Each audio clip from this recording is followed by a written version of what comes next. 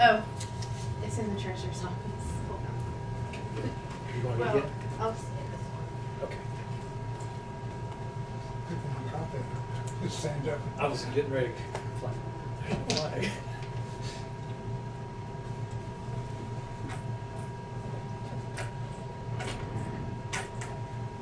Sorry. There we go. For now, is that Hey, okay? hey, we make things work. Before the next meeting, I'll Priorities. get the flag back. It's a long story. It's not the size that matters. That's right. Everything's on. Everything's on? All right. Let's begin with the flag salute. It's over here to the right. Right behind Where's you, it at? Phyllis. Wait, the flag's over here, Phyllis. Okay, Right behind right you. behind Phyllis. If you want to participate.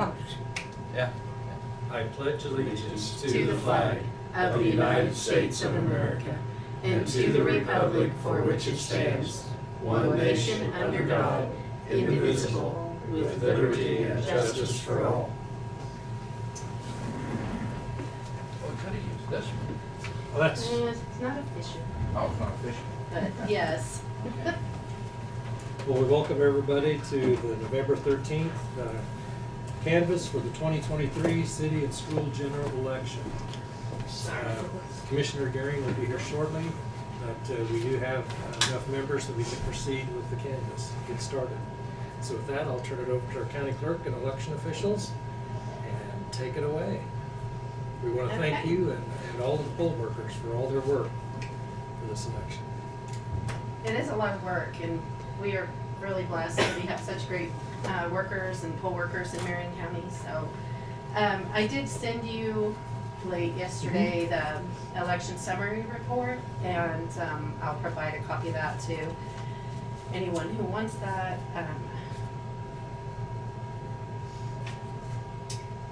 Did anybody have a chance to go through and review that information? Any questions? I see no questions. Okay, so basically it just talks about all our balances and our processes and everything about the election, so. Yes, there is a question. Okay. Okay, You put your information out to the news media, and what if one of the write-ins was to run a big election, win a big, over the people that's on the counter, would that show on the TV? no, No, it wouldn't. and that's why we mark everything, that it's all preliminary. Everything we put online, we say is unofficial until after the canvass. And so, Because I never see write-ins, and that's why. we don't have, that's because on election night, all those boards are counting, recording them, and that's what we do between election day and today, is we go, so on election night, they record and tally all those, and then we put them into, as my paperwork says, we take all these written books and add them into our results. And that's where we're starting today, with Right. the write-ins on there. But with electronic equipment today, and I understand that it's preliminary, I'm just wondering why write-ins would be shown on TV for me. I'm just asking, that's all. Well, we don't,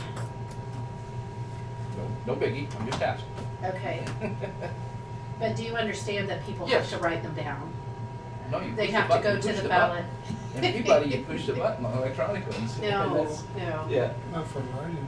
But you can Yeah, type you in can and spell write, it. so just remember that those are big dumb boxes, they're just printing out what you type, Mhm. that doesn't store anything, and so that doesn't keep it in there. I don't get any information from that, everything is on that paper ballot that comes back to me after you print it. And so when it goes through the scanner, it recognizes there's a write-in there, but we don't have Yeah. the technology to Pick that up.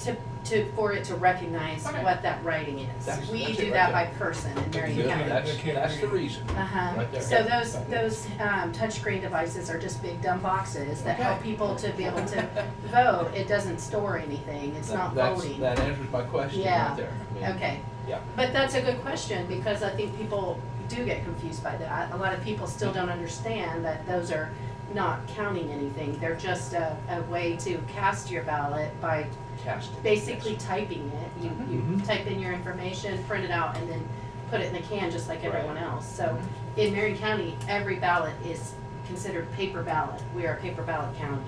even if you mark it with a touchscreen, it's still a paper ballot that prints out and then you put it in the can. That's super. You got one of the first one tells you, don't read it then.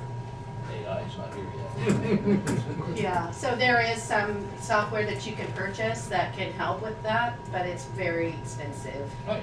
Very, very expensive. That's fine. Do we have any knowledge of how many voters use the touchscreen? Yes, we know those numbers because I don't have it compiled, but I can give that to you later Well, I today. just wondered if we know, since Yeah. we're printing We do paper know. ballot out.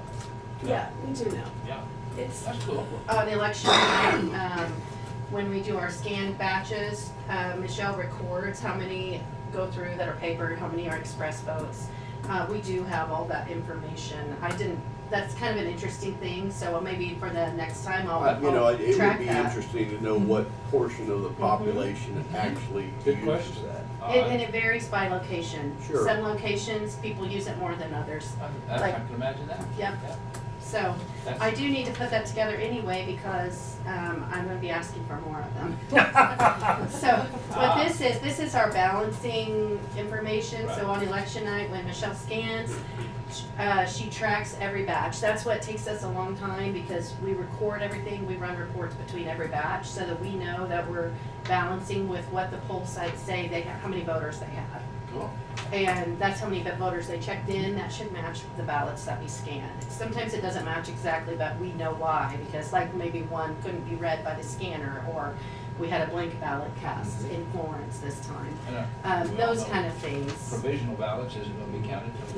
That's stuff like correct. that. And the provisionals aren't included in the check-ins. So, Mhm. but we balance that back on election night, and then we have our results from beginning to end here.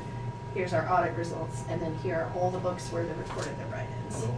So, Okay, good questions. yeah, very good. All right. Any other questions?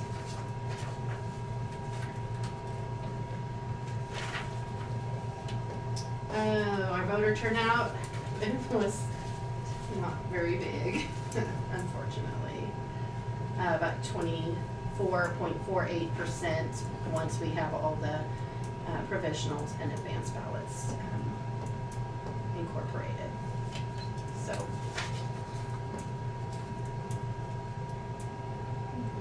There's a lot of stubborn people. Okay, It's a so sad statement of the world that Well, we live it in. is. It is.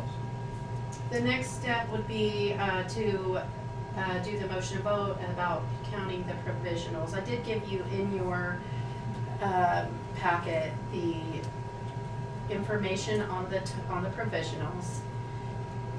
We have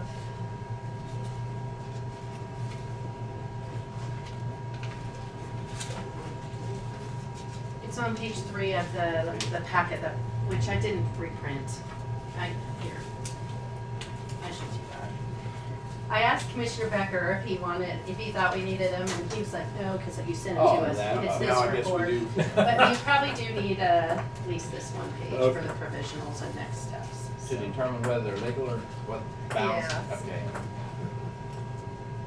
Yeah, I don't remember that. We've seen it every year, but I don't remember what all of them. If it's close on spelling, we think it's close with it counts. Knowing the areas, we need to know the area.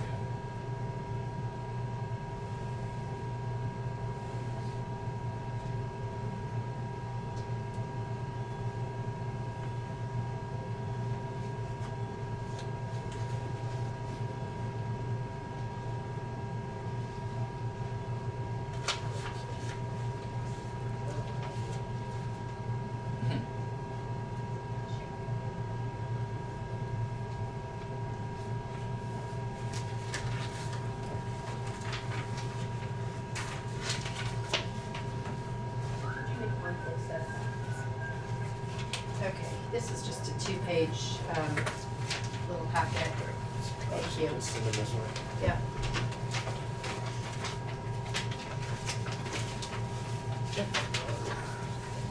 Okay. Get 2 pages. Yeah, you should have 2 pages, pages 3 and 4. Everybody should have pages 3 and 4. Okay. So at the top of page 3, there is the provisional ballot summary that I was talking about. So, and there is going to be a little change to this because at the top it shows that we have an advance ballot received without address listed. We verified with the voter. We have one. As of this morning, we did get the second verification, so the one that was down on the second part. Phyllis, here's a copy of this report. Here. Here you go, Phyllis. So, then we had, we had one previously advanced ballot received without the address listed. We verified with the voter. We had one that we had confirmed, and then in the second section, if you see that one that we hadn't confirmed or verified, that it's changed. Then we had 8 in-county moves. So at the top, the in-county moves are recommended to count, and the ballot addresses that we hadn't previously verified that now have been would be recommended to count. And then, so you see the second section, the very first one that says advanced ballot received with incorrect address, unable to verify. We did verify that today, and it was actually the correct address, and so everything is good on that one. So I'm gonna move that one up to recommend to count.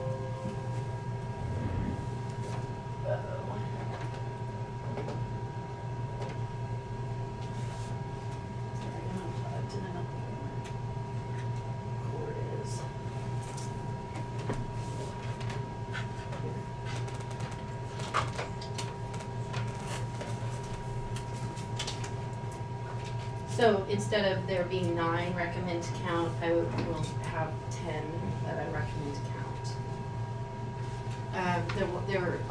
There was one advance ballot received too late. It was actually received by the deadline, but it had no postmark, so we could not count it because it was received after Election Day. We had 3 that either were not signed or it was not the voter's signature, and those were contacted and not corrected. We had 2 with invalid photo ID that was not corrected before today. And then we had 6 that were voters that were not previously registered in Marion County or not registered at all. So those ones would not, I would recommend not count. So we would have a total of 10 and 12 for a total. 10 recommend count, 12 recommend not count. Any questions on those provisional ballots? So if not, would there be a motion to approve the recommended count on the 10 that are provided and the 12 not to be counted? So Okay, motion by Second. Commissioner Becker, second by Commissioner Dalkey. Again, the motion was the 10 recommended to count, 12 recommended to not count. Any other discussion? If not, all in favor say aye. Aye. All opposed say nay. Motion carried 4-0. Okay, and then we'll get those ballots in here and open them and run them through. Remember that if there are write-ins on there, you all will work together to record those write-ins and have those in. And then if there's any that cannot be read by the machine, the scanner, then we'll have the hand counts. Okay, thank you.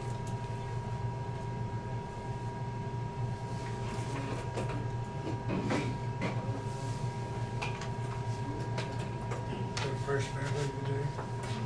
Do what? Got a fresh battery in your machine? Yep. Oh, it's good to be on. Favorite part of campus. You do have it. I just went to look for it and I was like, okay, there you go.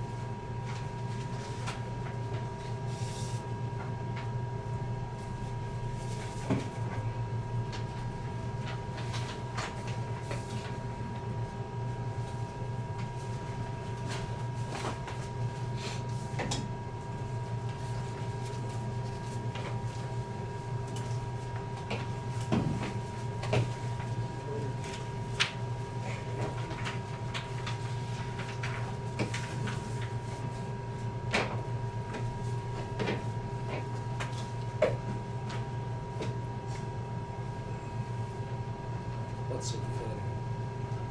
Just me and my OCD. So this Oh. this Oh, everything morning, has to be- Michelle cleared out the scanner. We have a 0 report that was run after that process. And so if you would all just verify that all the totals are 0 when we're starting out today, and then put your initials on here, that would be great. And Michelle, you can go ahead.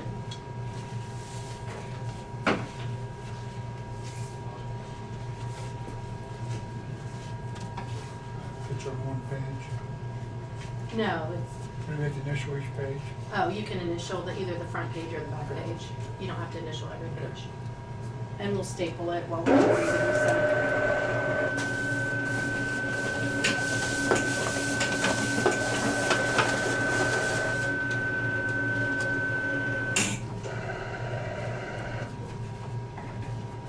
Michelle, do you need your bin stickies?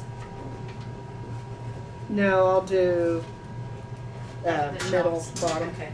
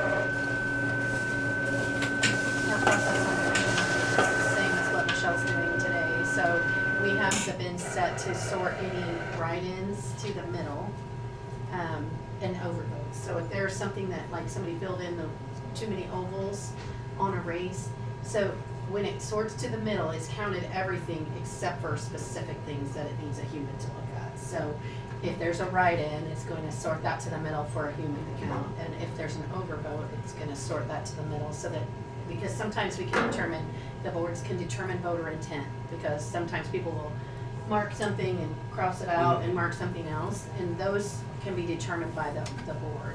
And so so the middle bin is that, the bottom bin is fully counted, no issues, nothing else that needs to be reviewed. I didn't make it this year, we didn't have a nice crowd up there. We had a few people, we didn't have a ton of people out here. We did have a film crew here, so. Who was filming? The folks that are making the documentary were here, but we had talked, they had specific kind of boundaries, and everything went fine.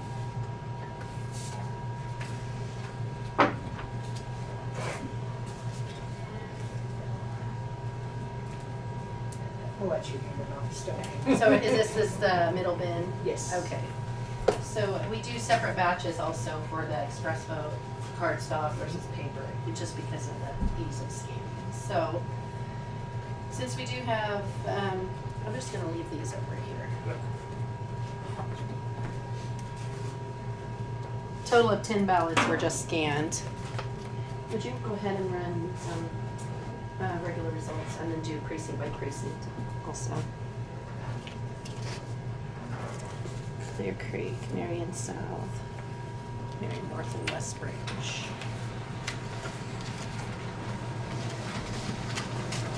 We'll start with these.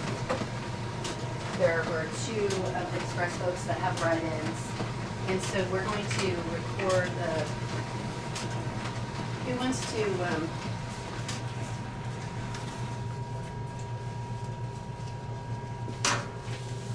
have a preference on who's writing and who's reading? Assign, Hmm? you assign us. Okay, so, Dave and Randy, can I get you all to write? Yes.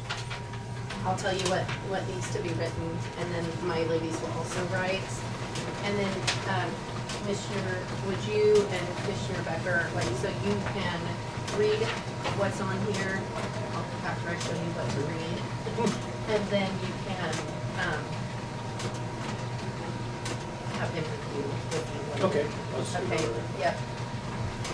So the first thing that we're gonna need is the ballot style. So this first one is Marion South. And so you're gonna write, in precinct, you're gonna write Marion South. And then the office, you don't need to put anything on style or split, the office or style, whatever that one says. The office is for Director of Chisholm Trail Extension.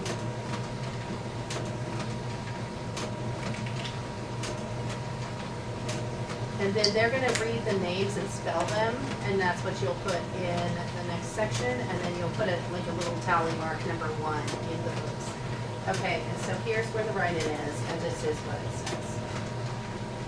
Just, NA. NA 1. Okay, so that's this one. You put the grand total? Just put it in the first space. We'll grand total one later. Because you might get more for NA on another ballot. Okay, and so then the second ballot here is Lincoln, it's Clear Creek, it's the ballot, it's the precinct. Clear Creek. Lincolnville City is the split or the style. You have to read all this first. Okay, Clear Creek, Lincolnville City. Okay, and then it's for the same office again, the Chisholm Trail. Director, Chisholm Trail. This one would be Bob. Okay, and you both verified that? Yes. It's Bob. Okay, It's Bob. then I'll take these 2 back, and then Okay. we'll bring over the ones filled in with a pin. Neither one of them.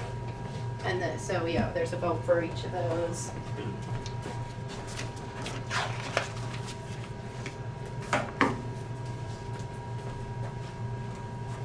And then on these ones,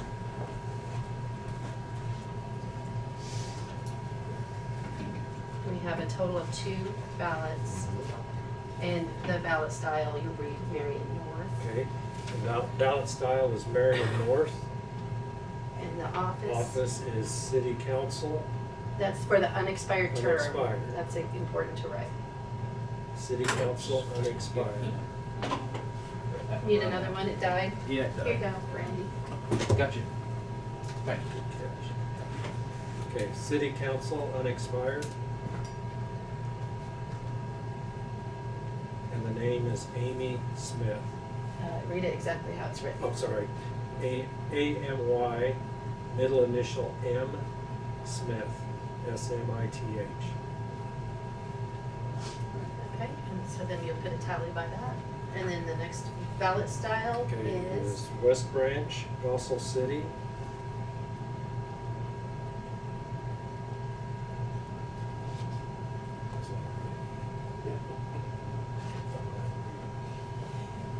and the. Okay, and the position is for City Council. You vote for 3. And the write-in is Brian Stuckey, B-R-I-A-N-S-T-U-C-K-Y. One. Or Okay.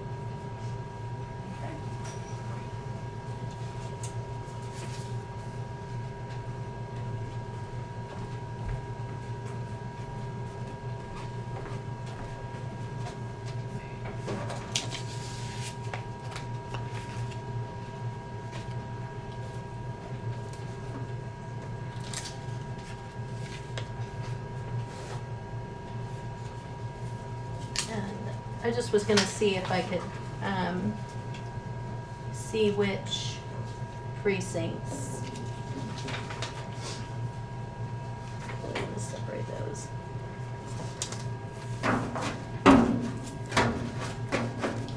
Michelle, would you go ahead and say okay to that and then run a saved batch report? Not that, it's under, I heard somebody Batch correctly reports. wrote certain things. There we go. or Whatever. Thank you. Yeah, done That will save all the precincts that process, and then we don't have, like, to deal with this whole big thing. that. Watch is what. Okay, Florence. Second. We just waste it. Yeah.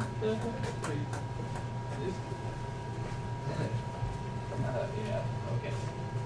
Okay, so this is a list of every precinct that we processed just now, and these are the precinct by precinct results. So we have a bunch that are like, we didn't have any, so this is Blaine, Blaine didn't have any. Catlin. Center. Clark. Okay, we verify those are all zeros. And Clear Creek did have one, so we'll use that one. Colfax did not. Doyle. Park. East Greenwich.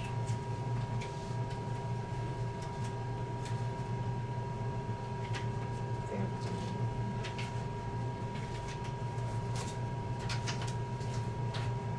Okay, Florence first. Nothing first.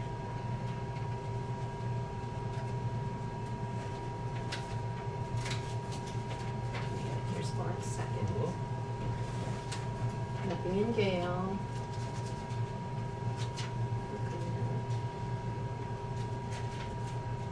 Do we have Hillsborough first? Second. Okay. Hillsborough first, here's Hillsborough second. Nothing in Lehigh, Liberty, Lost Springs, Logan.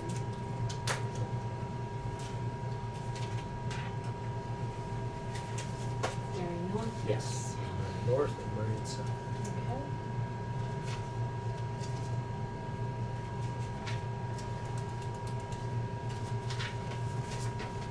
Excellent.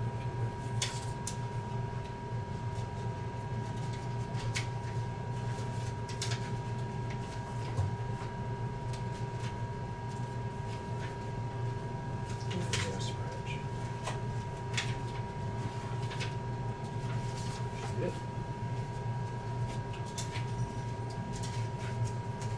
Okay. Would you all verify that these are all zeros? Just kind of quickly glance through, make sure they're all zeros. Just flip them. Wait, or no, just slide it over, that'd be Slide it. easy, slide it. Okay. And Michelle, can you go ahead and, actually, never mind. Since we have the precinct reports here. Fingers.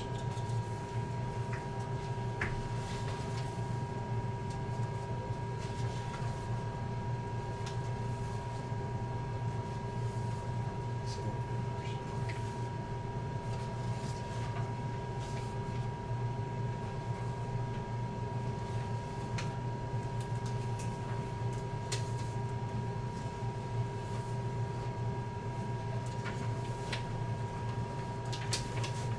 Michelle, do you need me to have some of this? You want me to have Jerry come?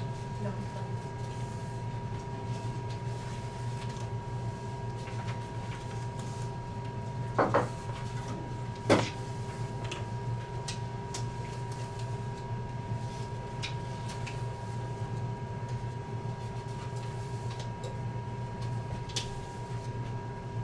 So, once they verify that those are all zeros, we'll set that aside, and then we have the precincts that we actually did count ballots in. We'll have, probably Commissioner Bueller will read again, and then do you remember on the reports, you're gonna mark the provisionals in on your printed results. with a little red pin in the corner of each of the column and row that we say. Do you remember that process? Okay. All zeros. So you're gonna use that packet. All zeros? All zeros. Okay. I'll make it difficult. They're also gonna do it, so. We trust them. Thank you. Glad to help.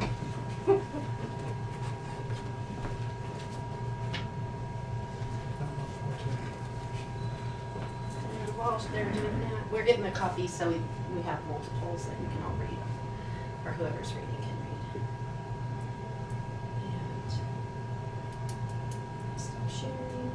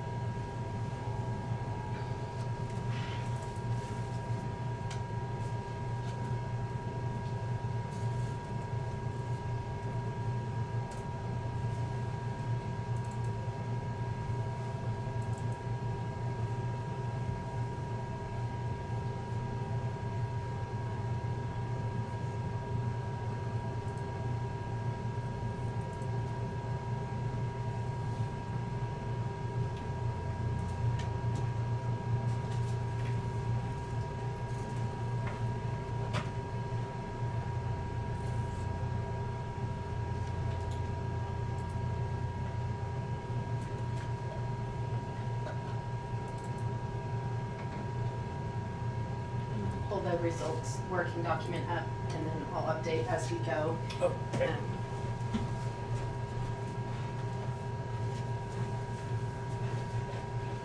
Okay. Yeah, go ahead. One, at least one over there. This is 5 cents, so you Oh, can each okay. have your own. And you can, one of you can read, the other can verify on your report. You two will be writing. I'm gonna have you, also have one of these, so you can follow along and write. Do you want one of these as well? Okay. You want one, Randy? Okay. All right. So the first thing we will do would be read the precinct, which is in the upper left-hand corner. Do you see the very Clear first Creek. page is Clear Creek? So Clear Creek, And then you're gonna go to the first place where you see a vote cast. So we already addressed that write-in for the city. So we're gonna go to the schools, and then there's the USD, do you see that? Yes. USD 397, it's USD 397, school board at large. so that's position 7, so it should be on, in your packet. What page is that? City, what, Page Ken? 10 in your packet.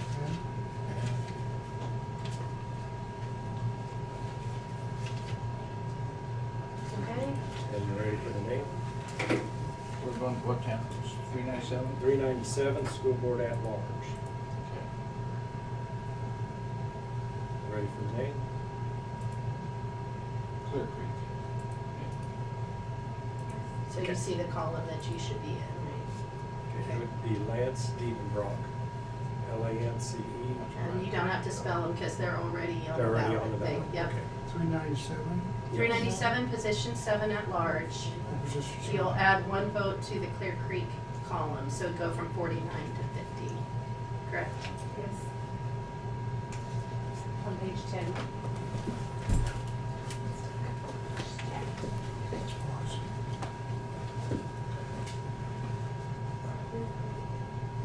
Yeah. I'm just telling you one. Or 49 different. Did you get it? When do we cross I that? had 84 hours last week. Well, she's So saying you at just put a 50. little 1, and then we'll, Yeah. at the end, Okay. we'll add them all. I'm gonna update it now. All right. How's it going? You're buying dinner, but. I've been buying dinner all week, so it ain't no big deal. No big deal. Okay, and then, do you see where the Yes. next vote is? Director Chisholm Trail. Is that- No. No, yeah, this. Yeah, or, well, there isn't anything there. Oh, Yeah, just sorry. look, yeah, That's the next he's one I correct, see. yeah. Director of Chisholm Trail. There, they, Okay, so find director Chisholm Trail. And that is on page, It's Clear Creek. right. Jen, They Clear have Creek. the pages Oh, in the that's packets, I theirs. don't have that handy. 15. Page 15 of your packet, and in the Clear Creek column, Chisholm Trail. All right. and your, Okay, ready for the name? Yes, The name is Lyman Adams Jr. so we're adding one vote okay. for Lyman Adams in Clear Creek. Okay, is that everything on the Clear Creek? That's everything on Clear Creek. Okay. Florence second is the next one. Hang on a second. Oh, sorry. With Chisholm Trail and then Clear Creek. Add one to that 44. Little red marker. Okay. The writers are ready. Basically, All right. the name. Okay, we're moving to Florence second. Page 2. Of your packet is page 2. These ladies are gonna tell you your page number every time, you two that are writing. Okay. And Florence second. Florence second. First one would be Florence Mayor. Okay. There would be 2 votes for Heather Burston. 2 Heather, votes. Burstein. Here you go. You can read along with them if you want to. We ready for the next one? In Florence second, Council. 1 vote John Burston, 1 vote Calvin Pendergrass.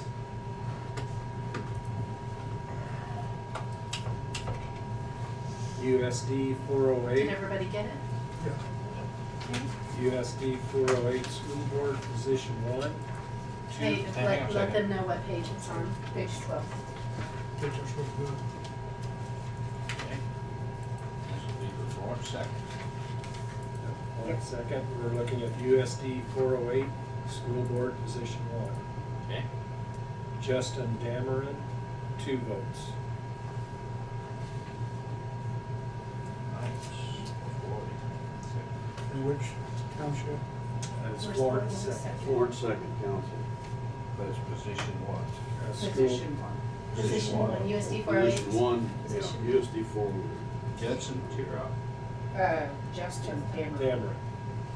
Is this are all gonna be the pre-printed candidates at the top, Yeah. not the write-ins? In Florence Oh, second? okay. Then we're adding 2, Yes. so we would have 2 votes, 2 votes. so that goes to 54. Justin Dameron gets 2.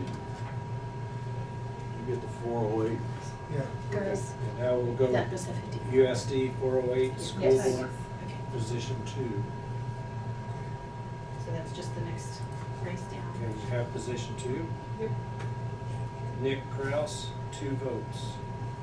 From, what district? Florence second, Florence. we're Yep, staying in Florence Florence second. second, Okay. yeah. Look Florence second. 2 votes. Got it? Yep. Next one is USD 408 School Board, position 3. We're in Florence second. 2 votes for Amy Soyas.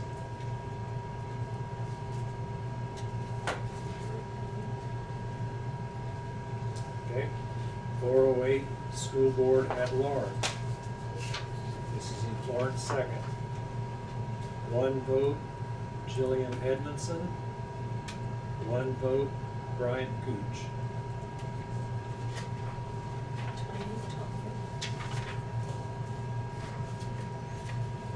Last one in Florence second. This is Director Chisholm Trail.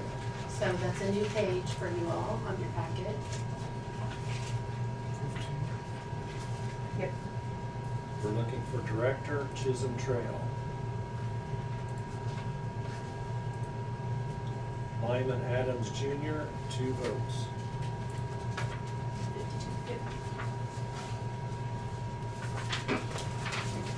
Okay, next one is Hillsborough second. Looking at Mayor, Page 3.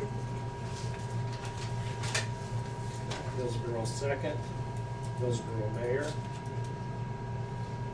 Lou Thurston, 1 vote. Hillsborough second council. This is Hillsborough second. Ronald Wilkins, 1 vote. Board member positions, all at large, 410. So this will be a different page in your packet. School board, Yes. School board, yeah. Board member position at large. Page 13. 410. Cross that page. And we're in Hillsborough second. School board positions at large, 410, Hillsborough second. There are 4 votes. 1 for Sarah Fensky. 1 for Jimmy Jansen. 1 for Jared Jost. 1 for Roderick Wayne Coons. Okay, it's 90, 117, 148, 116. Ready for Director, Chisholm Trail.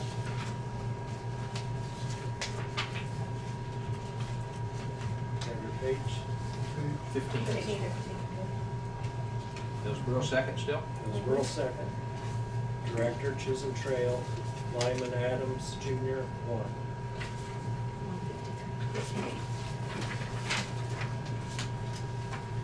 Okay, we move to Marion North.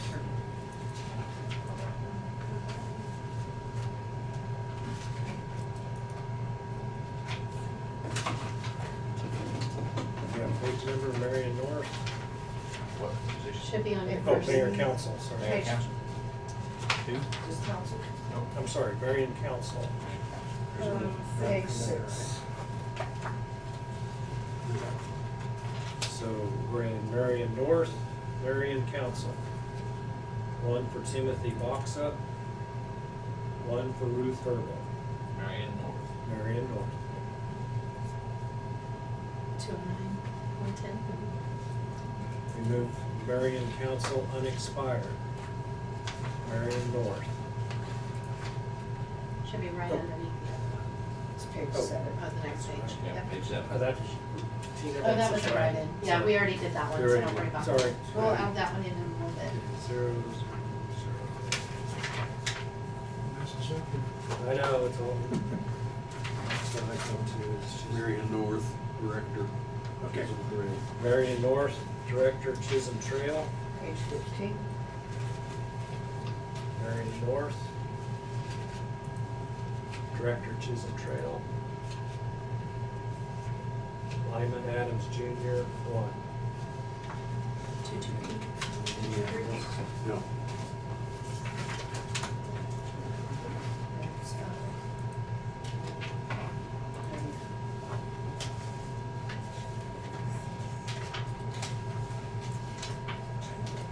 Next, Page- next one's Marion South, Mayor.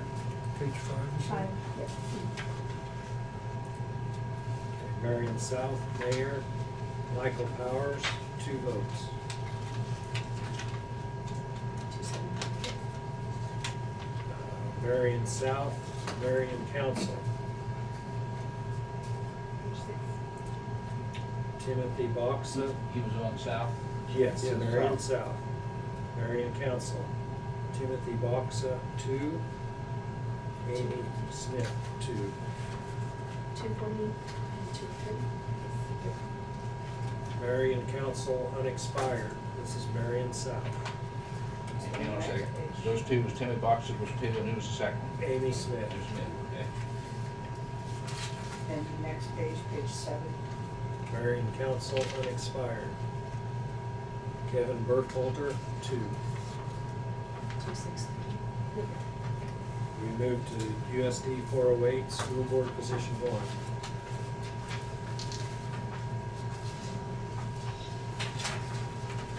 Page 12.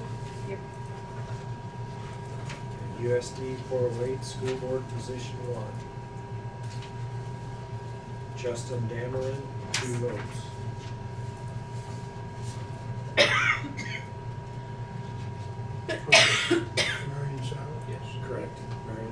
South. Yep. Not three, I just want to Okay, see. So that'd be 408, 260. 408, school board position 2. Nick Kraus, 2, and that's Marion South.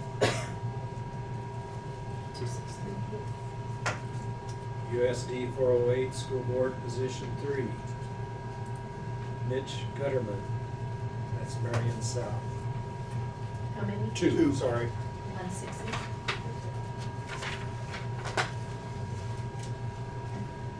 Okay, 408, school board at large, Marion South. Jillian Edmondson, 1. Roman Holfer, 1. 150, 62.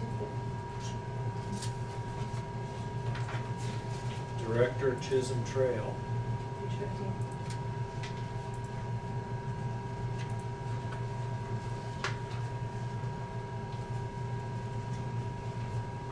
Director Chisholm Trail, Marion South. Lyman Adams Jr., 2.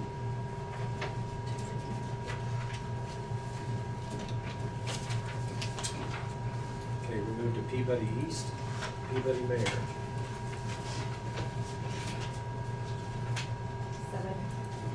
First board meeting. Oh, I'm sorry. Board member, You're right. 398, Board member, 398. at large. All right, just a minute. 11.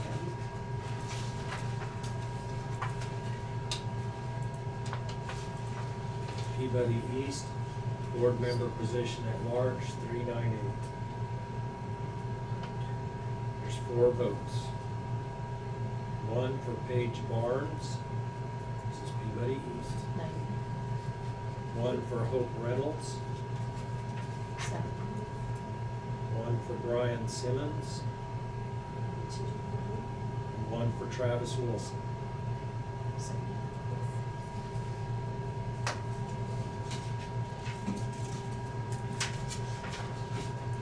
That's it. That's it.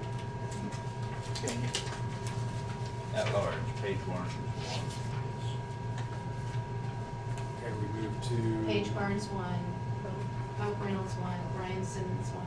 Travis Wilson. Skip Teddy. Yes. Okay. Okay, last one, West Branch. This would be Gossel Council. Gossip County?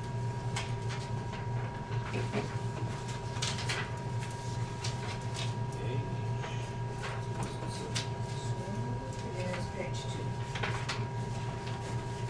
2. West Branch Gossel Council.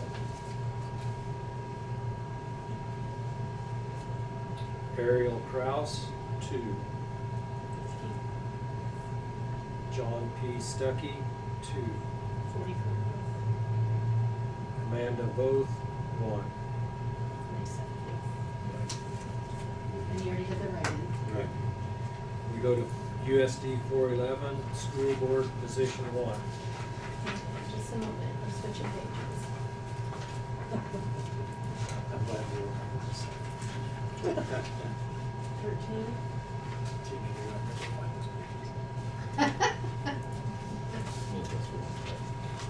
Page 411 at large? So we're West Branch, USD 411, school board position 1.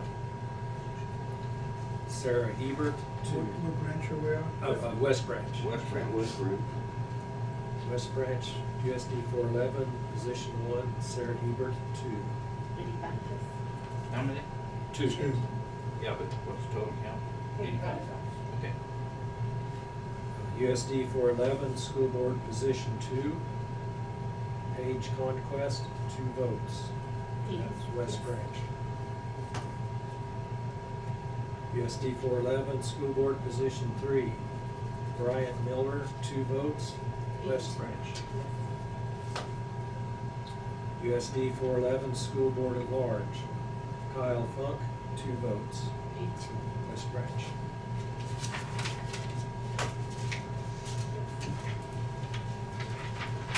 Last one, Director Chisholm Trail, West Branch. Page 13.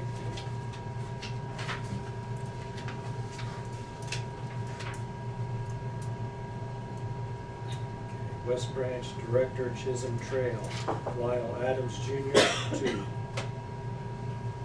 84. I assume you're saying, you meant Lyman, not Lyle. Yeah. Lyman Adams. Lyman.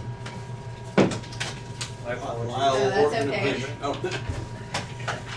Lyle phoned We'll us just before. clarify that. Okay, save. So I've updated the information. I have not added the write-ins that you had. Are you okay with it, with recessing the canvas until 12:30 and come back and sign off on Sounds good. results?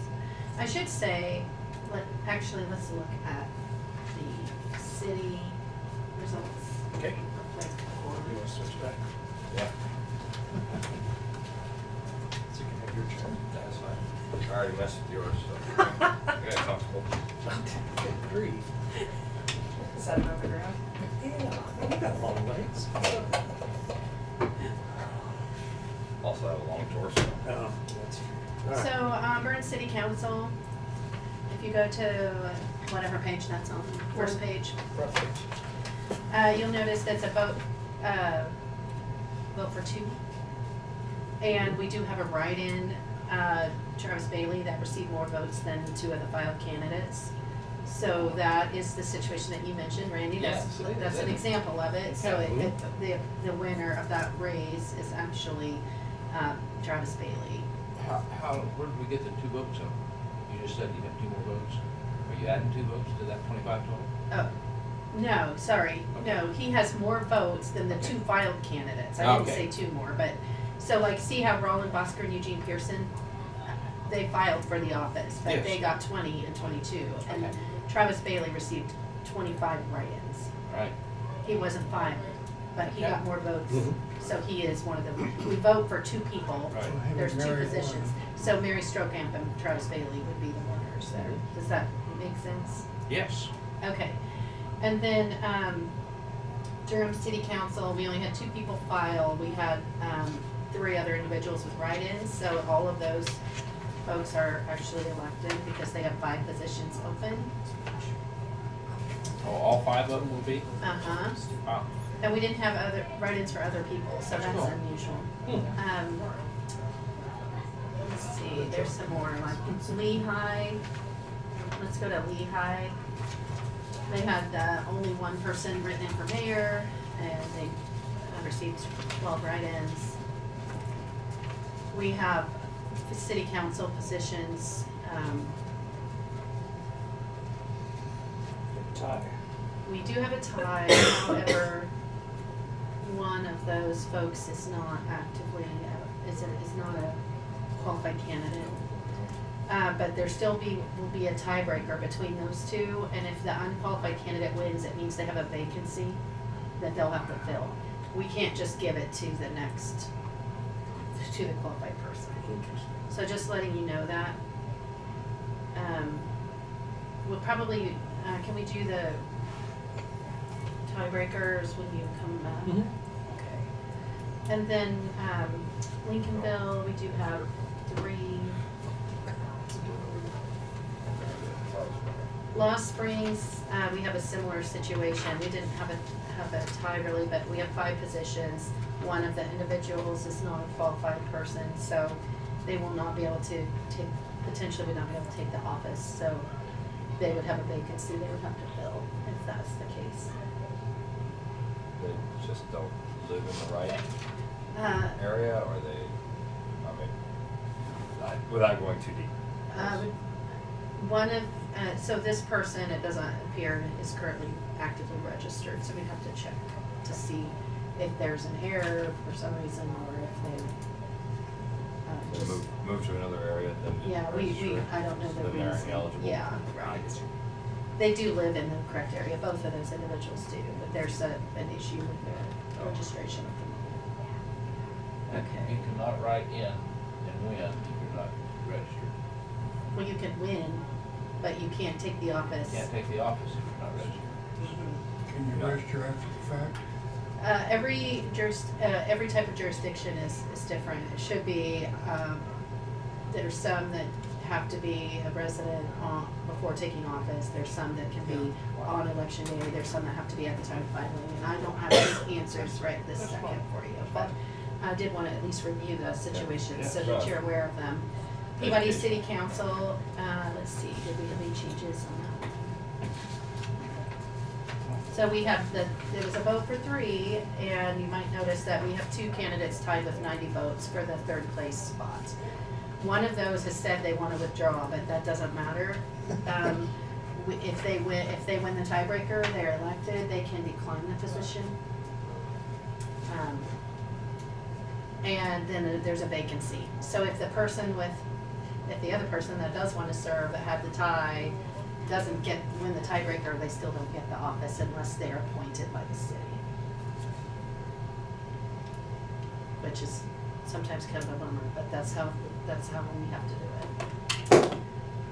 Ramona, we do have 3 filed candidates. Let's see. Clear. It looks like everything else had clear information on it.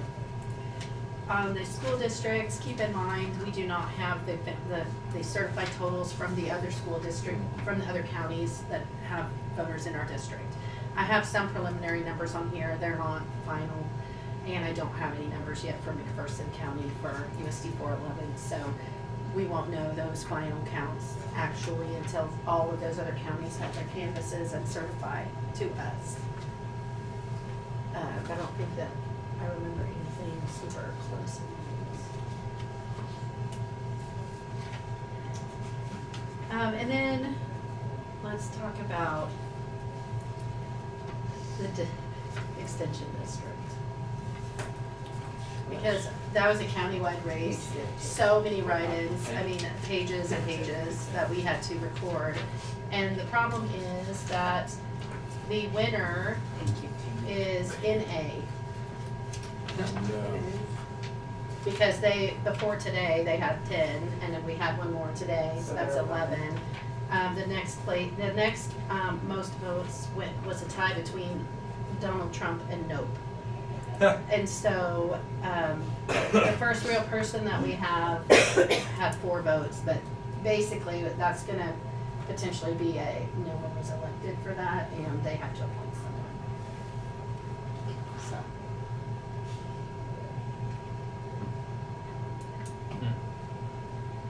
There's Bob. Yeah, Bob's on here too. Bob moved up to a tie for the next Contender. spot, yeah, with 3 votes. So, Also, this would be a good article for us. Be a good article, people wasting their time and votes. so Nobody it would be feels really it. great if somebody would file for that next time, because that's on every single ballot in the county. So, anyway, I just wanted to make y'all aware of that. We'll have to, I'll get guidance to be sure on that from the Secretary of State's office, because, I mean, if it's not even a person, Yeah. The extension office needs to get proactive into that. Get some more Bob. okay, so that's basically what I have. Let's see. Totals to be updated. We did that as we went along with the provisionals. I just haven't updated the write-ins. I'll have those pages put in and the results for you to sign off on.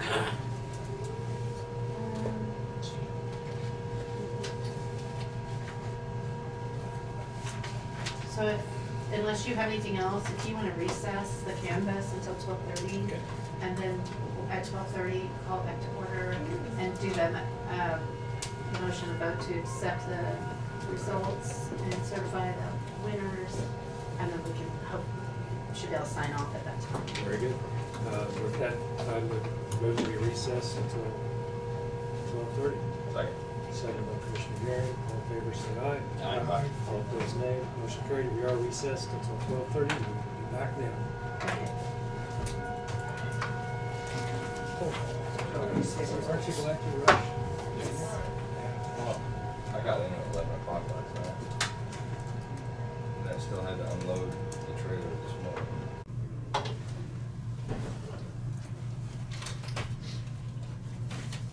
This conference will now be recorded. Okay, we're out of our recess. We'll resume back with the 2023 City and School General Election canvass. Okay, so we have two tiebreakers. Mm-hmm. One is for Lehigh City Council and one is for Peabody City Council. Okay, so So, the process is. The process is the names are in there, draw one out, and that's the winner. All looking at you. Oh, I'm trying to see that. Oh, they're tiny. Folded. Okay, this was for Lehigh City Council. Kendall Unruh. Okay, Now that you know what you're digging for. What are we doing? This is Peabody City Council. James E. Philpott. okay. So he'll have to decide if he's gonna accept or not, and if he doesn't, then they'll have to appoint someone to fill that vacancy. Yeah. Okay. So this is the actual results, so if we can have a motion and vote to accept the results and certify them, and then sign off. So moved. Okay, the motion by Commissioner Gehring to certify the foregoing abstract of votes and correct as shown by the said election on file, canvassed this 13th day of November. I'll second it. Second by Commissioner Crowfoot. All those in favor say aye. Aye. All opposed say nay. Motion carried. And then you'll want to adjourn the canvas and then open the regular commission meeting after you've all signed off. Okay. So that was the last action. Just Yes. one signature. Just sign in black, Yes. not red. Not red, please. Black or blue is fine. Everybody else is signing in red. I just did. I got the pen to sign in red too. Well, for the, when we were doing the elections, it was red. That's probably gonna be, let me, But for the that's official gonna be, document. we're not gonna be able to get anybody in here to come and present, so. Red. You mind just reaching back a hinge?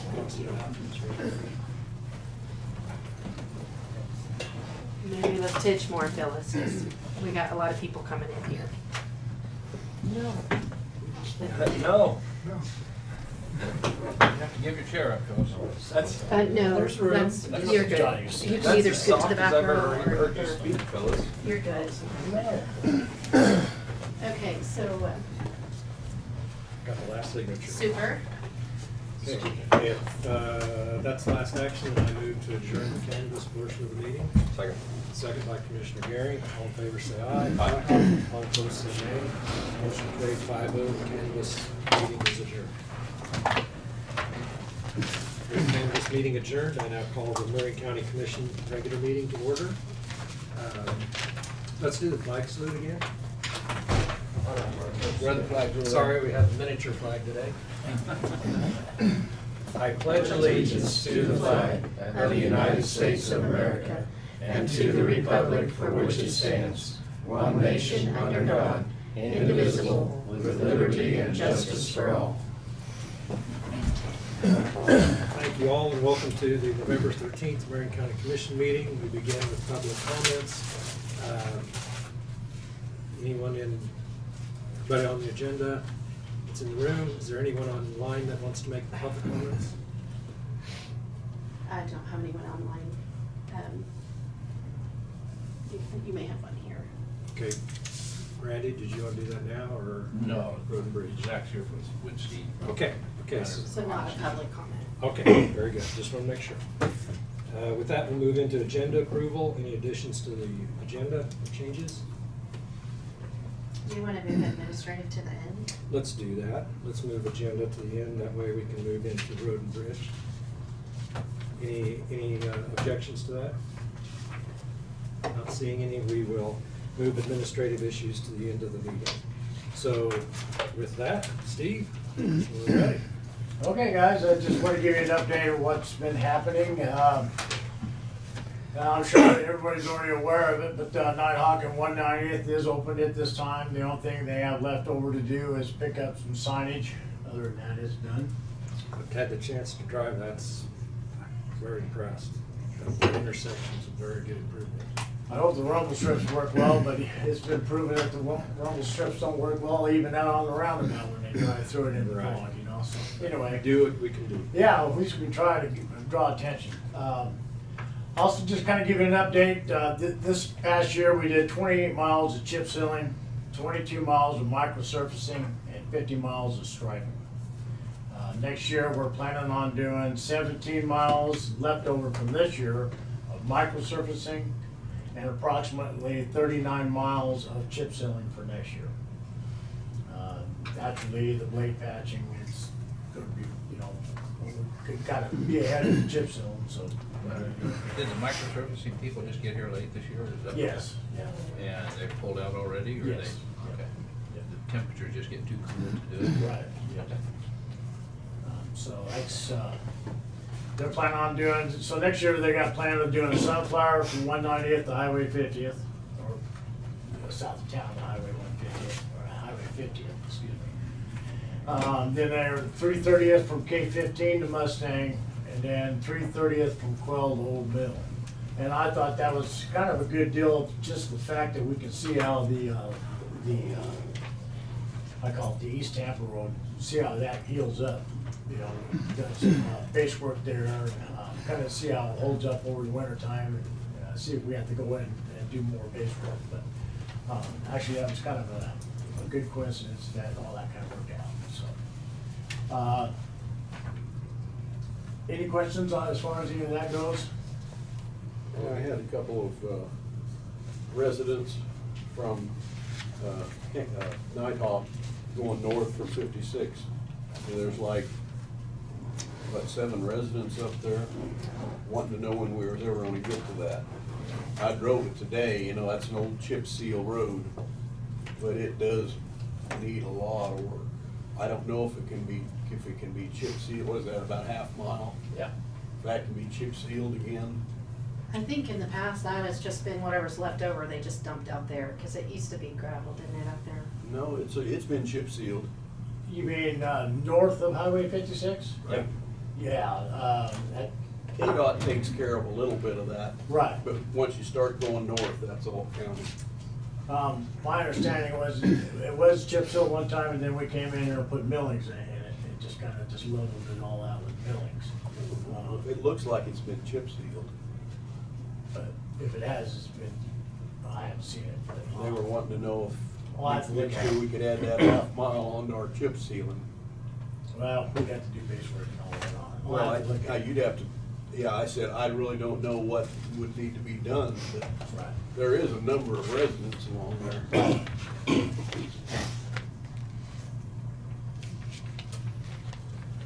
At this time, just kind of like to bring up a little bit, a gentleman approached me with the Firefighters Association up in Ramona. And this year, you'd like to get permission from the board here to do some preliminary burning. And what they're planning on doing is burning some ditches, and also place some areas that we've got a lot of grass, and they want to do like a pre-burn before they get into next year's burning or high-risk season.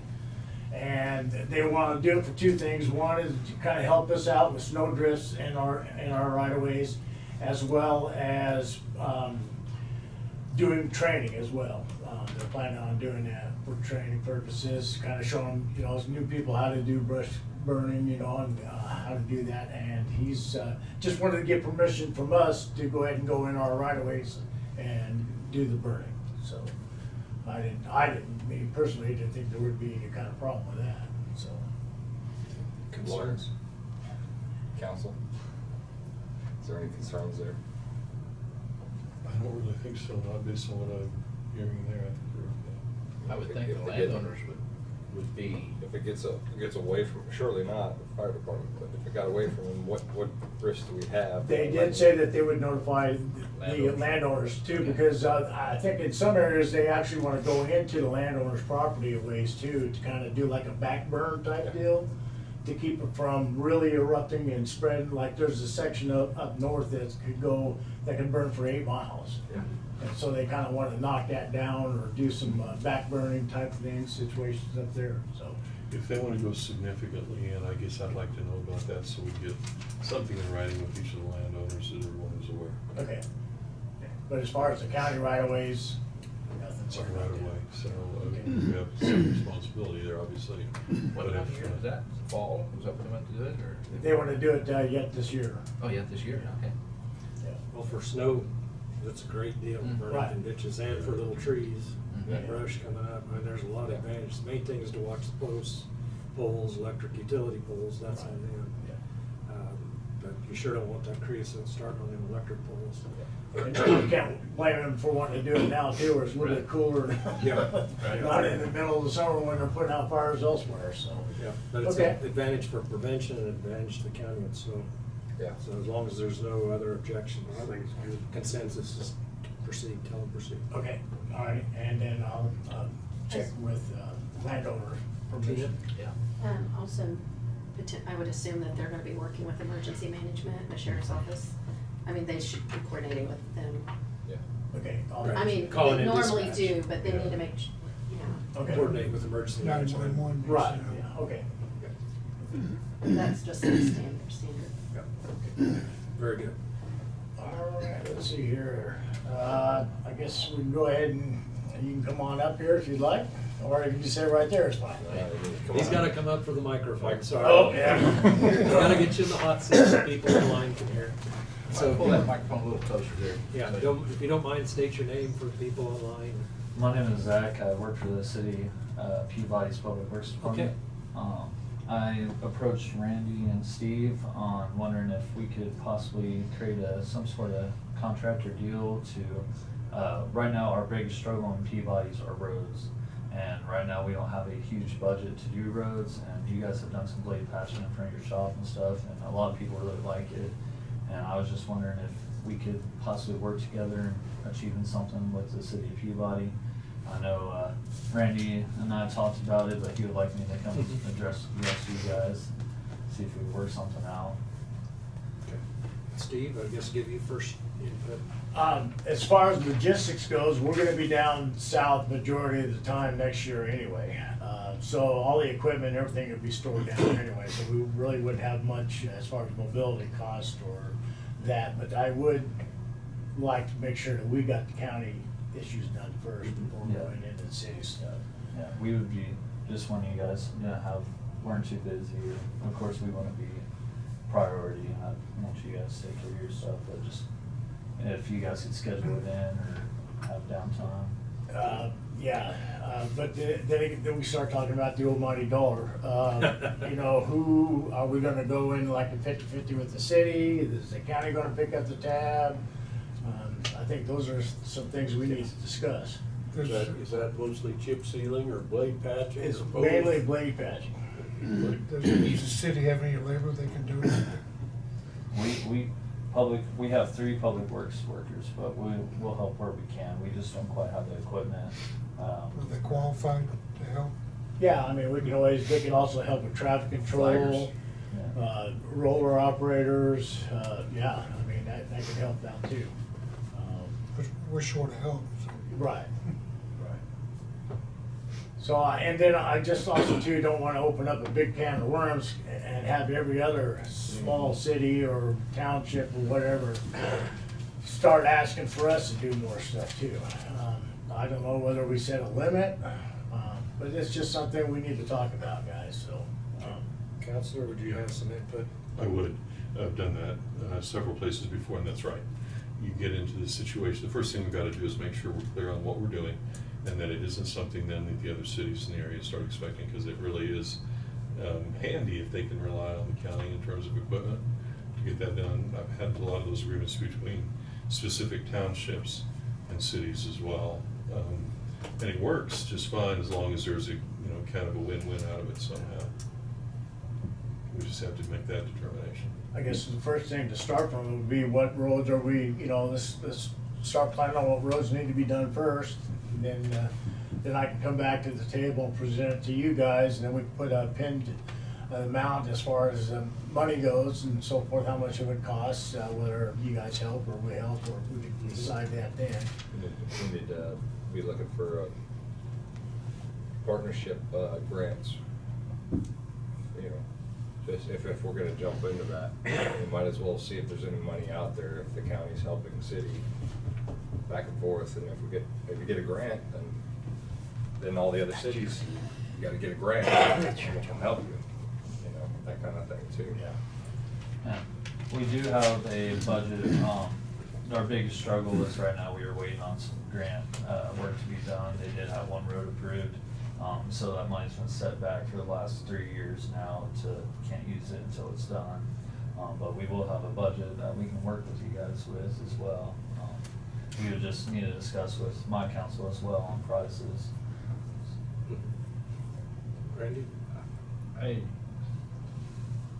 think the county's goal would be to help at any time, but just, what about, let's say there's 4 big cities or so, Gossel, Florence, Peabody, Marion, Hillsborough.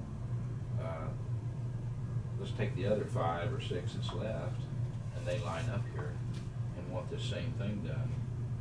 I just want a floor plan to where it's equal to everybody, that, you know, just what you said, that I'm not gonna do this here and not do it over here and the other. We have in the past, though, chip sealed some main streets in some of the small towns. That's usually what we. When we were in that area. Yeah, we have done some chip seal and stuff, so. In Hillsborough, that half mile next to the hoop building is technically Hillsborough side, and we concreted that. Yeah. You know? Yeah. So, I mean, I think we're spreading it around. I don't know that we're being very selective on who we're helping. Okay. I think like I said, I think as a county, we gotta work together with all the cities and everybody, because we're basically the population of McPherson City. So we gotta pull together and help each other out here. Taking care of 900 square miles, one person takes care of about 5 to 10 square miles. I know, but on a block by block basis. Yeah. But again, coming back, reimburse some expenses or some type of agreement, just like City Hillsborough did with us. Any city that we cooperate with, we come up with an agreement. But I think what I'm hearing from the commission is a consensus to proceed with discussions. Okay. And to bring something to us. Okay. Is that agreeable? And all of these things has to be when you got time. I mean, that gotta be the bottom line on any of these agreements, because you got your other obligations to take care of. I mean, if things worked out real well, like that little small side street that we did last year, it just took us a day to do that. Maybe a day and a half. And you're already there. Yeah. You know, Right, mobility is a big Yeah. difference. Okay, So, very good. anyway, Is that- yeah. You pretty happy with that? Yeah, Something thank- to get to your guys about, talk to them about? Yeah, and I'll come up with some streets and we can come up with a plan on top of the council. But I appreciate it, appreciate your time. Your next council meeting, is that Tonight. tonight? Good deal. Get the ball rolling and maybe start planning some things and get ahead of ourselves for next year. Okay, good deal. All right, thank you for coming in. Thank you, guys. Just before we get going any further, I don't think any of you have met the gentleman I hired for the administrative coordinator. Yeah, I've met him. Okay. This is Bill. John Beal. Bill. Yeah. So, anyway, he'll be down in the office most of the time. He's getting his his feet wet. How big a bridge do you buy? Yeah, exactly. He knows how to make the coffee though already. Yep. He's already contacted Darren with EBH. He's came in today and they discussed a few things, and it sounds like it's gonna be a good day, a good thing as far as cooperating between him and Darren as far as any questions or anything like that. So, anyway, it's kind of nice for me to be out and about doing things that I enjoy doing and also getting done. And he's in the office taking care of his stuff, so. I've got those salary Him and sheets. Tom both in the office? Oh, no, Tom's out, he's fixing trucks, so. Steve, I've got those salary sheets here. Can we go, is it okay, go ahead and do those now for John and Vicky? Yes. Okay. So where's John sitting at? He's down in the office In downstairs. his desk. Which office? That'd be Bryson's old one. Okay. Then we'll find you. Yeah. Yep. With that introduction, then we'll move right into the salary changes. So in Road and Bridge, John Beal changed from Equipment Operator 2 to Administrative Coordinator. The salary changed from $2,940 a month to $3,513, effective November 6th. Welcome into the administrative world. Thank you. I think Steve is feeling better already. Oh. You're not afraid of a computer? No. Yeah. And then we also have a road and bridge admin change for Victoria James. Remove the interim pay per agreement. The other position has been filled.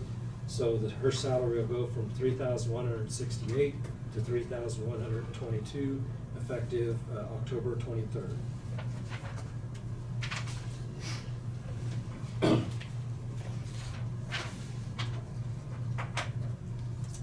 Okay. That's great to have those positions filled. And we just kind of let you know, guys, advertising does work. We have had quite a few people come in. Some of them, we've been selective on a few, but other ones, we've come out and we've already hired Vicky's assistant, 2 operators, and we're looking at a couple more operators and a mechanic in. So, Great. at least we're getting some people interested in coming through the door, and it's kind of been a relief. Good deal. At this time, I think I'll bring Tom up here and he'll discuss some equipment that we've had that sits there and collects dust. We're paying insurance on it, all that good stuff. So you guys put a gate up, I can't Yeah. walk around and hand you a sheet. Yeah. Oh, you can jump You the didn't want me that table. close? You can No, jump the I'm table. not jumping over. I'll go through that. The table needs taken down, I'm just sitting out. Pin you up in there, it'd be like a bull in a china cabinet. I'll get my way out. Yeah. Okay, All right. just a list of equipment that we don't use. Most of it we don't. My suggestion is let's move it down the road to somebody else. Tell me what this first one is, recycled, what is that? Is That's- that the old Bomac? Yeah. Yeah. Yeah, and it's too slow to even, you'd Yeah, be better I off to mean- rent it. Right, A new we've one. done that in the past, oh gosh. Didn't we just buy that flail mower in the last couple of years? Yeah. It doesn't get used. It's hard to keep belts on it. It's had to been shipped back once to get straightened back out. It just. It just doesn't fit our needs. Yeah. Right. Yeah. So. Okay, well, let's work our way through the list. The first one is the Okay. bow bag recycler. Right. That's a big chunk of equipment. Right. But it hasn't been used in Oh, I don't know how many ages. years now, It's over 30, 40 years old. And as It's an you said, 84 model. when you need something that you're well ahead. We of just it, rent one, rent a machine. get in, what the machines will do today. Yes. You get in, get it done. With Yes. lack of manpower and stuff, it's just quicker, simpler. We did do that on the Olney Road, Yep. it blowed an engine, they come picked it up, hauled it Yes. away, and brought in another one the way we went. Yes, we wouldn't have had to pay that. Yeah, yeah, so I mean, like I said, we haven't used it for a long time. Any concerns or It issues? did run, I did start it last year. Have it done. And drove it around a little bit. Okay. Remember, Yeah. Any issues with moving that? down the road? Okay, Been sitting there forever. right. Yeah. Okay, crack sealer. The crack sealer was purchased 10 years ago. Yeah. It's been about At that least, we've never used it once.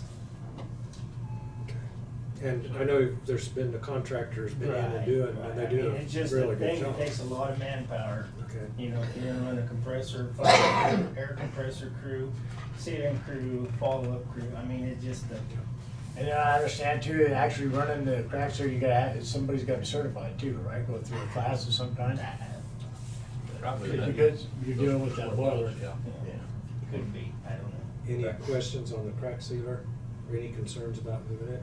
Okay, see, I mean, it that's- was bought used. when That's we another bought thing it. we just Total subbed state- out all the time. Yeah. Randy. States are, Randy Crawford bought it. yeah, Okay. the same with the shoulder machine. Yeah. Okay. Okay, shoulder machine. Yeah. I haven't seen that, I guess. Well, we don't have a grader that has the hydraulics to operate it, first of all. And you're looking at the last I knew, it was like 12 to 14,000 to have it added to one of our graders to operate this thing. And so we've never used it at all. It was an old purchase from the state through Purple Wave or whatever. It's supposed to just pull up the shoulders out of the ditch, or? No, we put it on the front of the grader, you dump material in it, and it augers it out on the side of the. You know what the state does on their shoulders and work, that's what this machine would be. So after you've raised the blacktop up a little bit, or something like that, run blacktop and lay the shoulder on the side. So what do you do in those cases now? When you need gravel along the side? Because we do have some paved roads where there's quite a sharp drop off. Well, in the past, we've used an old sander, we mounted on a smaller pup truck, Oh, okay. Yeah. and then it just shoots it, shoots it out the right back. It's basically the same piece of equipment, it's just operated a little You don't have to have all the other stuff. Right, instead of laying it on the blacktop and then throwing it out in the ditch to Right. build up your surface, this just makes a nice little neat windrow Oh, right along the road's edge, and then you come in with the blade and knock it down and roll it down. So it's and you're better done. off than the. Yeah. Okay. And that little sand machine or windrow machine, whatever you wanna call it, it's been purchased and we have had for a long time. Okay. Any objections to Never used it. moving that piece of equipment? Okay, well, so far so good.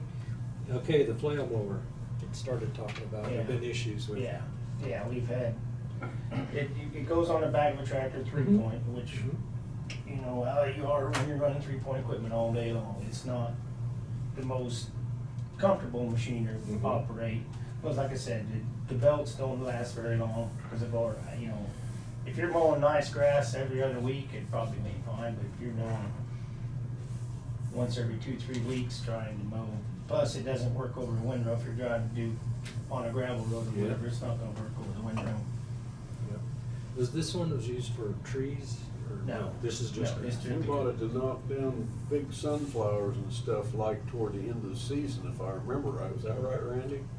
Something to that effect, help with that, but just. But everybody's pulling the bush hog mowers, I mean, that's. Yeah, I know. Yeah, it's just, you can actually raise them up and you don't have to drive on the windrow with the tractor. With it, you can move over and get off the windrow if you're doing a gravel road. Flail mower don't reach out too far to the side, does it? No, the pivot point's almost right at the rear end of Yeah. here, because of the 3-point.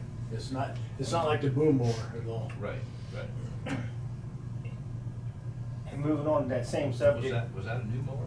Was it brand new? Mhm. 2-3 years ago, I remember when he mowed it. I didn't remember whether it was new or not, but. Yeah, it was brand new. Okay. As of right now, our John Deere boom mower tractor, the grass deck is shot. I mean, it's destroyed. And I've always wanted to replace it, and I do believe that's a more beneficial piece, because you can go to an intersection and mow up, clear on the back slopes, and reach that. And you were talking about sunflowers, that'd be the Yeah. ideal machine to use that for. If, okay, you remember the guy that come in here within the last 6 months or so about John Deere?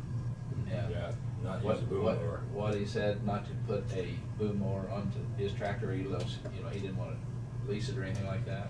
Well, that's what this happened here, is we put it on a John Deere tractor. That's really, I don't know whether they're built for it or not built for it, cause we used to have the, what was it, Tigers, is that what? Yeah. Tigers? On Which was on Ford tractors. an old Ford tractor and a Tiger boom mower, and anyway, bottom line is if you're gonna buy something, make sure it's built for it.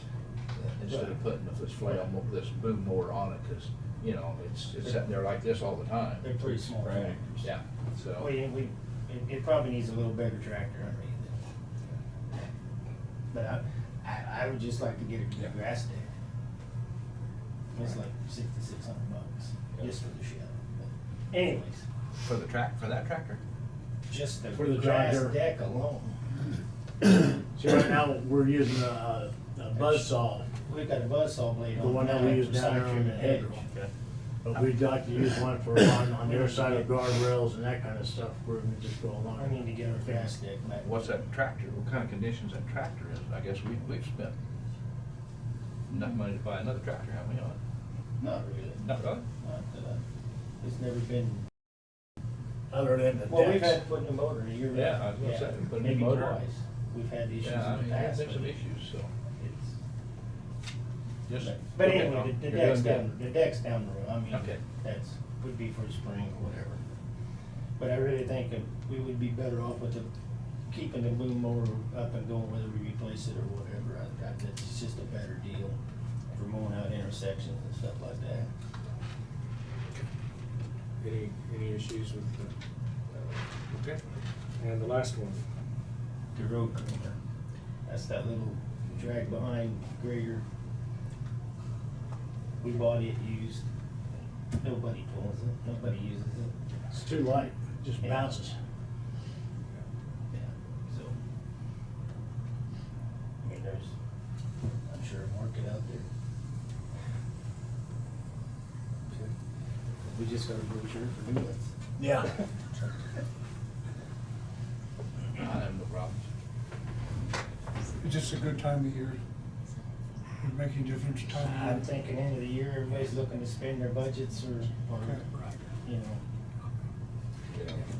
So the road rumor, was that a joint deal with Chase County or Morse? We bought it from them, there was Oh, two, there were they two of them. purchased the two and we bought one from them. Okay, haven't they buy it through? Yeah, yeah, Okay, so this one is ours? right, Okay. yes, Okay. yeah. Is there any other discussion on these items? If not, I'd ask for a motion to approve, let Road and Bridge put that equipment up for sale. Motion by Commissioner Becker to list the 5 items presented by Tom for sale. Is there a second? Second, Commissioner Dalkey, discussion? With reserve or no? With reserve. Yeah, Oh. we're gonna put them up for sale. Would you recommend a reserve on Well, those? you can, unless we just advertise them, I mean, sealed bid, or Purple Wave, there's no bid on it. I just saw get rid of them. I mean, taking up space now. There is no reserve, I mean, I don't know, We should probably go Purple Wave. that's what we've always done in the That's past, what you- yeah. The commission, what do you think? You want to put a reserve on each item, or you just want to list them? The purple wave, they're typically not gonna let you. Right. Okay. But if we wanna do Purple anything Wave else. won't I don't put a think you reserve. wanna go that route. Okay. We want So- to get rid of them, don't we? Yeah. So we're good with the motion is made, and the second's good? Any other discussion on the sale items? I think other departments need to know about it so they can put some on. If there's others, in the Yeah. past, there's been several other Right. departments say, oh, we've got this, we Yeah. put that on. Yeah. So we need to check with other departments to see if they have anything. But not Somebody just might we have have some a equipment. vehicle or something they need to get Well, the rid lake's of. I got a don't- tractor out of our south shop, but I just haven't, I need to look at it and see what the deal is with it. The lake does or something. That old Ford Old with Ford the sickle got a mower sickle on it. mower on it. You've ever seen that, really? Yeah. I'm gonna sell Where's it that at, to- South Shop? Mhm. I haven't seen it out the lake. It's Yeah. antique, vintage, it's got value. I was thinking it's hard stuff, I can't remember. All right, we have a motion on the table. Any further discussion? Motion was to sell the equipment recommended, surplus equipment on Purple Wave. So the motion didn't say where it was gonna be sold, it just said to sell it? Maybe that's the best way to Mhm. move forward, not Okay, add just- anything to that motion. Mhm. Okay, very good. Thank you. All in favor, say aye. Aye. Aye. All opposed, say nay. Motion carried 5-0. I mean, that way, when Yep, we you're see correct. to it, if there's That's a correct. one thing that they maybe need to sell differently, they have the. Have the option. flexibility. I don't know if they had a special spirit in mind. If we don't have any discussion with Woodbridge as far as the open session, we'd like to go into executive session to talk about personnel. How long would it No more than 15 minutes. Still my handwriting. And this would just be with you and with John? Myself and Tom with the original, and Tina Kabir as well. Is it for And then, hiring or for performance? It's for, performance, yeah. Brad? Yeah, Brad be here, that's fine. Okay. I move recess of executive session in order to discuss personal performance of an individual pursuant to KSA 75-4319B. Item 1, personnel matters, non-elected personnel performance with the commission, Brad, Tina, Tom, and Steve for 15 minutes, 1:10 to 1:25. Second. Second by Commissioner Gary. All those in favor say aye. Aye. All Opposed, nay. Motion carried 5-0, back at 1:25. Sorry, who was the second? Gary. Okay, thank you. I'm still writing on this. That's a lot of names.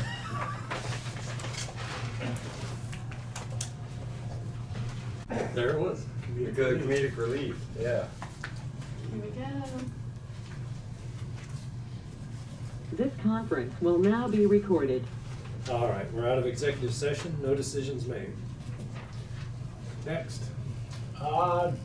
At this point in time, I don't have anything else. I know that we've got a gentleman coming later on to discuss some proposals, roadwork proposals. Okay, that's 1:45. So, Right. yeah, what time is it now? 125, 126. So I guess do administrative stuff now. I guess if that's all right. I hate to have you just, No, that's all I right. mean, we could be giving you all kinds of hard questions. And Well, yeah, go ahead if you got any.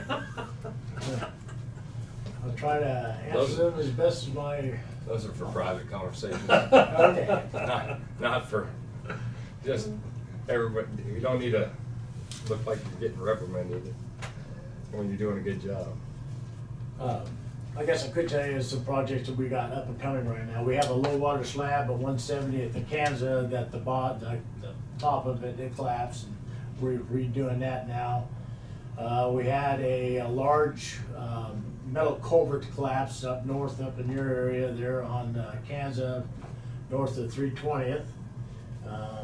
I gotta wait and order some special culvert for that to replace it. And let's see what else we got going on. well, while you're on culverts, it seems like, I don't know, is it the weather? It seems like they're pulling the concrete ones apart. I've seen you replaced a whole bunch of them. Yeah, It just seems like here lately they're yeah, pulling apart. when it's so dry like that, it's kind of like your yard work. Your yard, you see the cracks in your yard, it's like anything else. Yeah. And if it isn't a solid structure, it's gonna pull it apart. I mean, you've seen it, some of our new blacktops, like Indigo, for instance. You can actually see some parts along the road's edge where it's actually sucking it and pulling it away because it's so dry. So, anyway. But as soon as I notice them, it seems like immediately there's replacements. One other place that we're gonna be working on, we are gonna be improving the drainage on Indigo just north of Hillsborough. During times, like a 3-inch rain and so forth, a lot of water comes from the south, comes and goes underneath the Highway 56 and ends up on Indigo, and it just floods the whole road. That retention pond of City of Hillsborough's drains into, goes north, because that's what you're talking about. Yes. Right. And it's drastic down through there on heavy rains. What are you gonna do? Well, unfortunately, we can't do much in the ditch work because someone's gas line's in the way, so. I don't You know can, enough you can about tell it. by the length of the beard how long it's been. There you go. But anyway, we're gonna be importing material to build up the road. We'll still keep it within the 1 foot range so we don't have to get permits and all that, but, yeah, we're just planning on building it up and improving the ditches a little bit to, as best as we can with utilities that are there, so. Would it be worth contacting the gas company and asking if they was ever planning on moving that one? I did talk with Cody, and he was gonna mark out some areas for us, and we'll just see what happens here.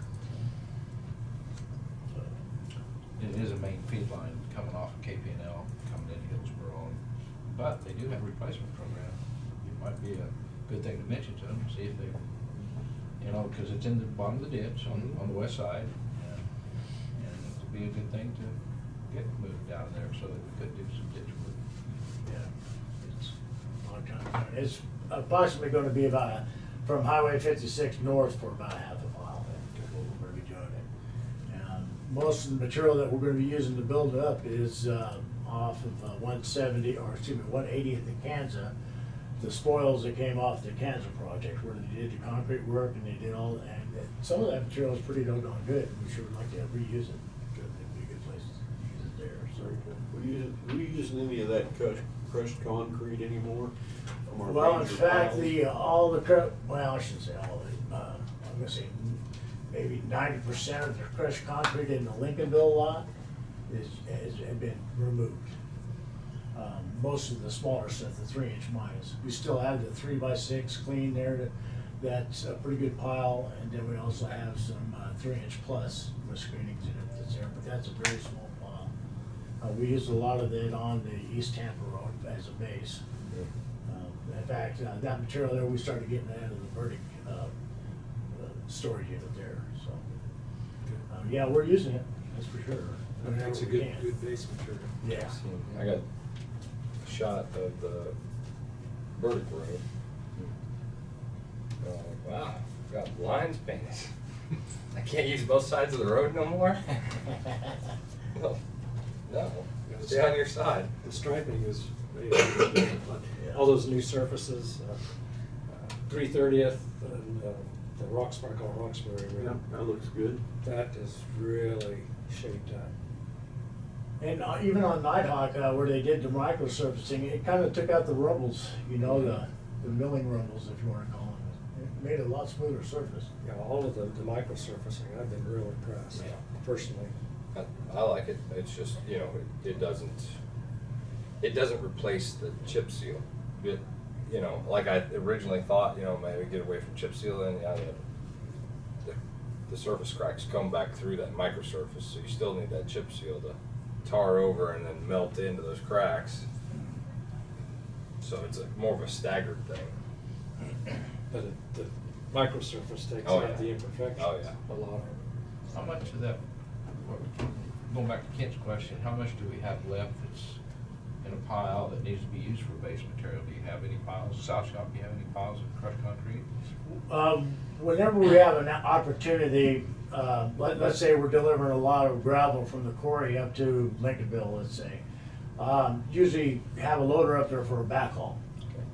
Bringing it back to Marion? Yeah, it's logistics, it all depends on, you know, piles and so forth, where they're at. Like for instance, this one place that's on 180th in Kansas, we were doing backhauls from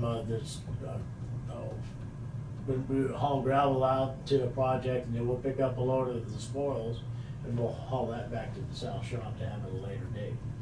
But, yeah. Okay, anything else for Steve? I'll give you a 10-minute break. And then we can move into the next one. Okay.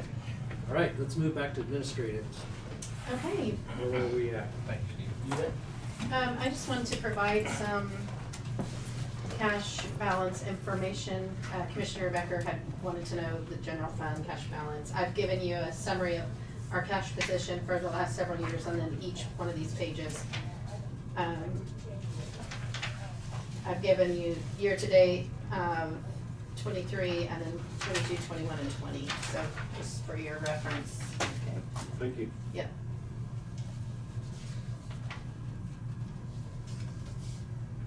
And you used really, really small print. Yeah, go to the next page, and then, so then the funds are all split out, and that's Oh. by month. So that one is the year-to-date. General fund is highlighted at the very top left. That's where we would have been at the end of October. Okay. And then it's, gives you comparison for that same month, the previous years, so, and then the full years. So that's just for your reference. I have for approval, I've got the minutes of October 31st and November 6th. And then I'm also gonna need you to re-sign the minutes from October 26th, because they got printed over. So, but we do need approval for the 31st and November 6th. Okay, is there, commission has had a chance to review the minutes of October 31st and November 6th. Is there a motion to approve? So moved. Motion by Commissioner Gehring, second by Commissioner Daltrey. All those in favor say aye. Aye. Aye. All opposed, nay. Motion carried 5-0. Okay. So I'll have to report you to sign this.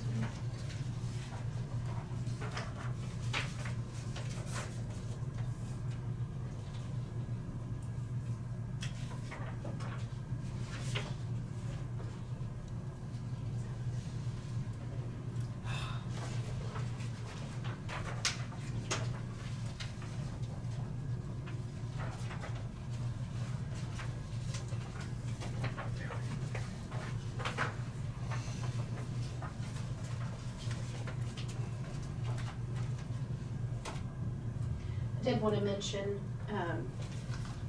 Marcy had gotten a hold of me.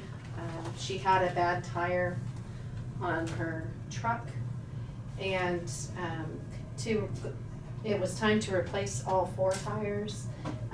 Her situation was kind of an urgent need on the one tire, but to replace all 4 was gonna be over $1,000, but it would cost her more to replace 1 now and 3 later, or 2 now and 2 later. So, she wanted to know, she basically just wanted to let us know she went ahead and did it as a group. And it did go, her amount is around $1,300. So just wanted to make the board aware. Safety I feature. wish I could buy tires for $1,300. So, and actually, I think Marcy called me too, because she was in a quandary. She needed to get it repaired, and she didn't want to spend more money. And so that's what we thought this would be the compromise, to bring it to the commission, that's what happened. But it does bring up the issue of our policy being $1,000. And we visited that before about raising it, we put it off, but I'm gonna bring it back up again. I think when something like that happens, that's fine, but we need to, each one of us needs to have a shot in the email, so we know.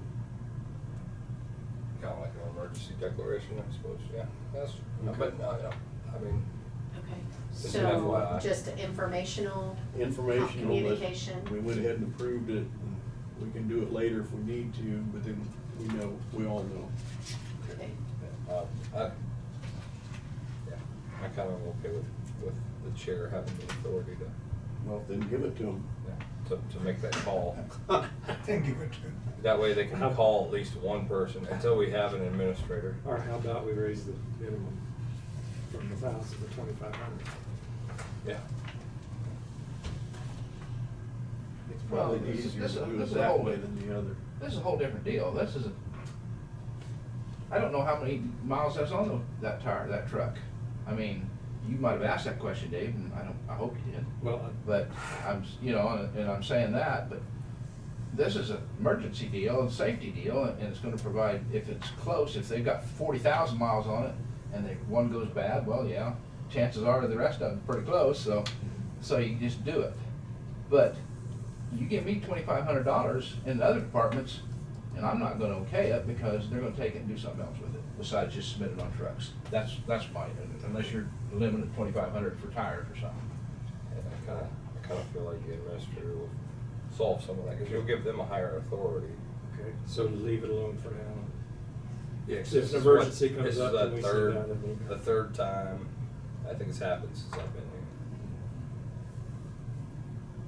It's Well, I rare. would think most department heads or someone that's got a vehicle every day, and I'm not saying you couldn't have a blowout, but, let the commissioners know, I got 40,000 miles in this truck, is it okay if I start looking for something? Yeah. So this came up because there was a flat That's what and I it mean. couldn't be repaired. Right, so And that'll so blow out. it wasn't something that was planned ahead of time. And so the only concern with sending everyone an email is that the person cannot get approval from each commissioner outside a meeting. So it's okay to send information. No, I'm just talking about information. Yeah, that's fine. That's all I'm talking Yeah. about, not an approval. I just wanna make sure that it doesn't, nothing No, happens to where you have that's a not something violation. I'm talking about, I'm just Okay. purely informational, so everybody knows what's going on. All right? Yeah, hopefully, department head have common sense. You get 50,000 miles out of the tires, so it's time to start looking. Well, things happen. Yeah, Yeah. well, that was a blowout, so you never know about that. Yeah. Usually when you have one, you start But having more. I do see where Randy's coming from, because you might have tires got 20,000 miles on Yeah. all 4 tires. That's You have a different. blowout, oh, well, I need to replace Oh, all yeah. 4 tires. Yeah, oh, yeah. And. Yeah, in this case, the tread was done on Yeah. them. And she had planned to replace them. It was coming up. So, Yeah. okay, but yeah, rather than changing the blanket policy, let's just leave things as is. I see the administrator come up with a higher spending authority. Okay. And That way they can be to- reviewed in more detail. And then they can make the calls right then and I there. know where Marcy's at, cause I got 55,000, I'm waiting for my first flat tire, I'm gonna get all 4. Yeah. I don't like having flat tires. I don't like walking. So I go ahead and get them replaced when they're. Mhm. I'd like Okay, to change it. all right, I think we've discussed that issue now. Yep. Next. That's all. That's all? I think that's all I have. You sure? Then I'm gonna Pretty sure.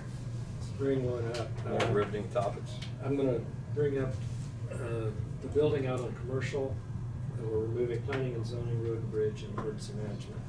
When we went through the original plans, we agreed on a storm shelter, but we did not agree on a generator. And things are progressing. If we want a generator, the time to put that in would be now. So do we want to revisit the generator for that building or not? Yes, I think, because it's gonna be a remote satellite office if disaster happens. I think Marcy's And, plan was that's a backup, the Yeah. emergency operations center. Do we have, we don't have a generator for the ambulance shed there. Yeah, Yep. And the ambulance is backed up. All the ambulance, annex, Hillsborough ambulance. Okay, I don't my know. goal there is just because two buildings are closed. Yes. That's Yes. Two different, one's three-phase power and the other one's single-phase. Very good. Sorry. That's good. I was, my brain was going there and then it dawned on me, oh yeah, the reason why I brought up the generator was because it was a 22 kW. If it's a certain brand, that is not a three-phase generator. Because I know that building is three-phase.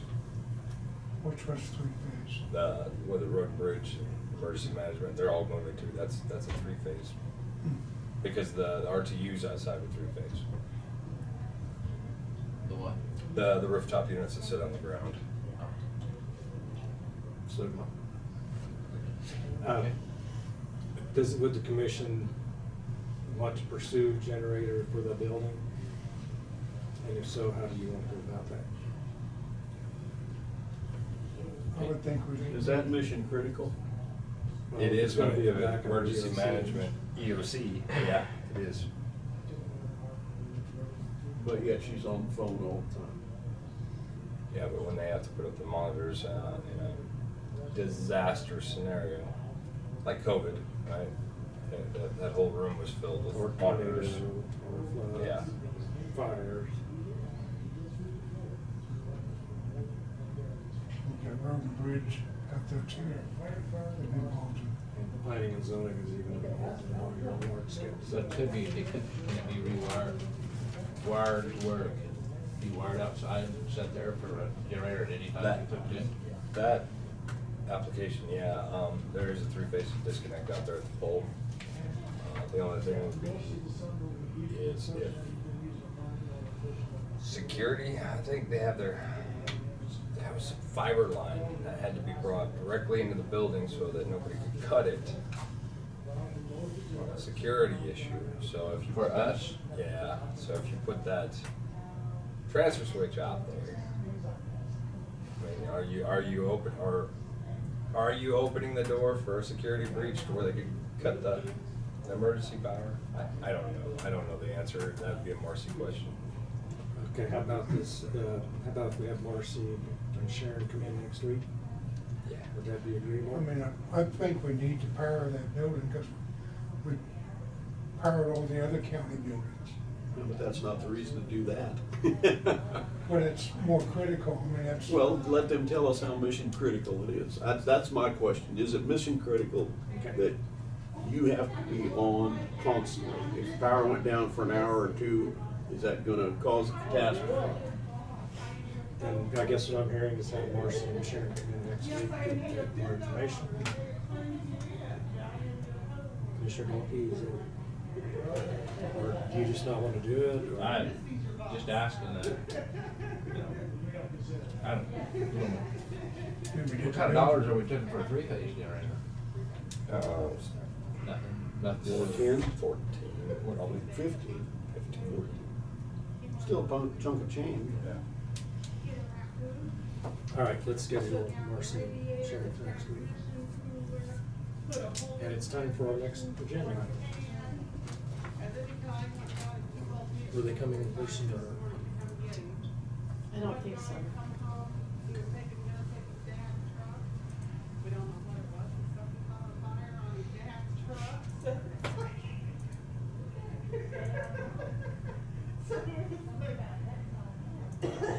That BG's that price? Yeah. It is. We'll bring Steve back.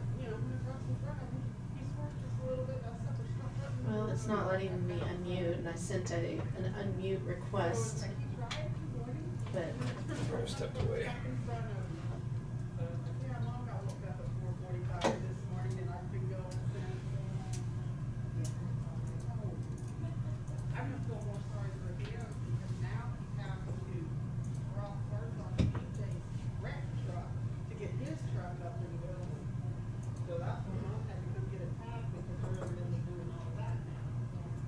well, I could, the other option is I can kick him off and make him come back on, and then he's, that's what option I have. Dismiss. While you're doing that, I'll go to Steve. But I'm not sure if I should do that.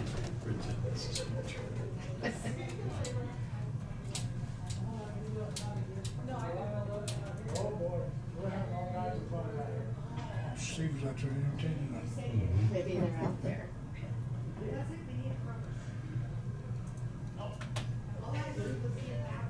Oh, Marcy's out there too. Yeah, I can hear her.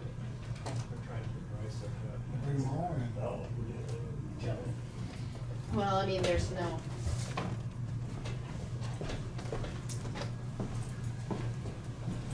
Alright, I'm gonna dismiss. Did you know whether the price was gonna be online? I didn't know that, I thought he was coming in. Well, I just dismissed him, so, because it's not working, so we'll see if he gets back on.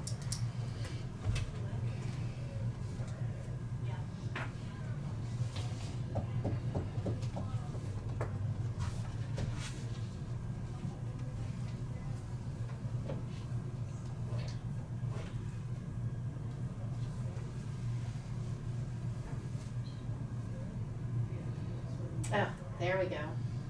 He's back. Uncle Bryce. Can you hear us? You're I not think we're there. getting closer. Oh, there's a caller. He must be calling in too. Hello, Hey, I'm on. This is Ted. Ted. Okay, this is Dave with Commission. Okay. I'm trying to see if we can get Bryce on.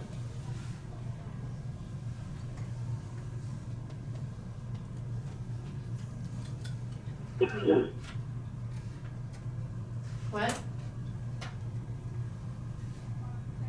Bryce, can you hear us?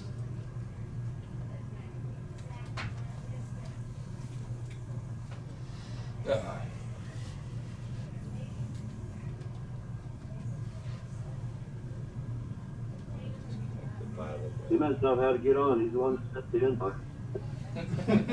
Now you could call in too. Yeah, we see a green microphone, but we don't hear anything, so, from him. I do have, just one. Ted's on, right? Yes.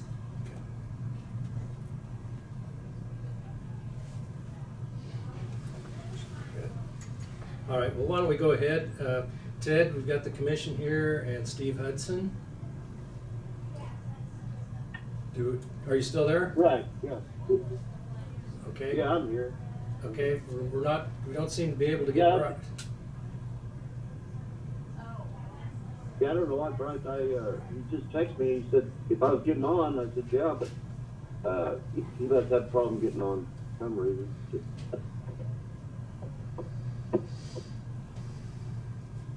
I think it, yeah, what?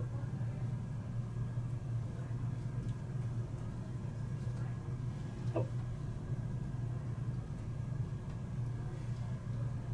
Just a second. Yeah, there's a caller too. He Absolutely.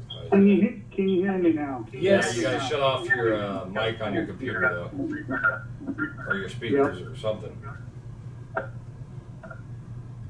Okay, is that better? Yes. Yeah. Okay, we got Bryce, Okay. we got Ted. Yeah, I was trying to click my mic and evidently Tina set me up so it wouldn't let me in or something, but anyway. So I'm here, so go ahead, Ted. Yeah, well, I guess what the whole meeting is all about, I guess, is basically the work that's coming up that you guys got are going to put out the bid next year, and we don't know how it's all going to turn out, if we get it or not, but we kind of just, I felt like, you know, with the work that we did a couple years ago up at Canadian and up by Tampa, you know, that road, turned out to be some problems there, kind of arrived after we were done, but I think what I heard was some testing that had been done afterwards, that basically it's really nothing to do with what we did. I mean, if you're going to treat something a foot deep with 6% cement and it doesn't hold, then there's something below that's disturbing that. And I don't know if it has to be what the solution basically is, dig it out, fill it in with rock and retreat the top, or I don't know how deep you have to go. If you get into some of that clay, sometimes 3 or 4 foot deep. So I just felt like, you know, we would try to help out in a, you know, just for good public relations to keep keeping good with Marion County. They've been good to us, so basically kind of wanted to see what they guys would offer to maybe go have some testing done, or have Terracon come out and test those areas if they haven't already, and let them tell us what we need, what needs to be, what's down there, what are we looking at. If it's some that we can fix by going over it again. I know on the Tampa road, we had a hell of a time getting that design to pass at 6%. They were really saying it needed more. That was the time that we had a conference call with you guys that we were going to go 4%, and then we get the mix design back because Mike says we need 6%.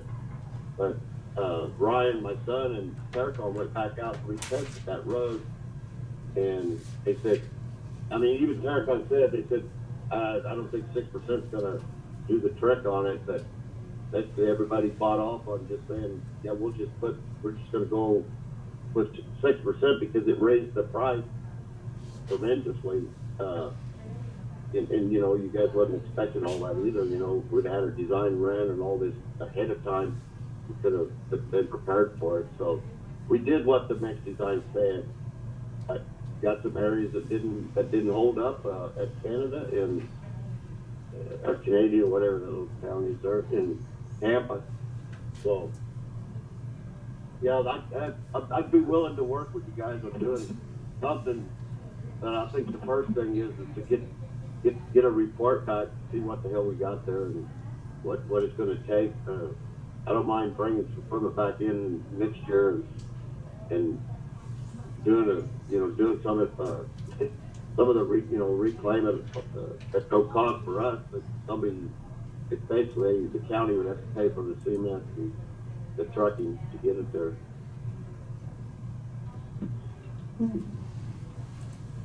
Okay, so I'm going to turn it over to Steve. You want to update us on some of the work you've been doing on that stretch? A lot of base work. Yeah, at this point in time on the East Tampa Road between Mustang and Pawnee, we did go in there where some spots had swag, if you want to call it that. We dug 24 inches below surface, and we did find approximately 7 inches of the concrete with about 1/4 inch of the chip seal. And then the rest of that was the black clay, or gumbo, or whatever you want to call it. So we dug it out. We did 12 inches of crushed concrete for the sub base, and then the base we came in there and put AB3, 12 inches of that. And at this point in time, we're seeing what happens during the winter with those spots and see if they don't grow or even sink after that.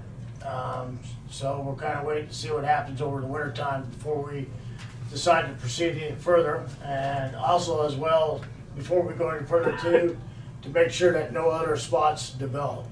So, that's where we're at on that project. We have not been able to get to the town of Canada yet, but that is on the project since we just got done finishing up the 190th and Nighthawk project. We figured that we'd give the town a break as far as allowing traffic to get in and out of it. So we're scheduled this coming spring to go in there and do very similar with what we did up north.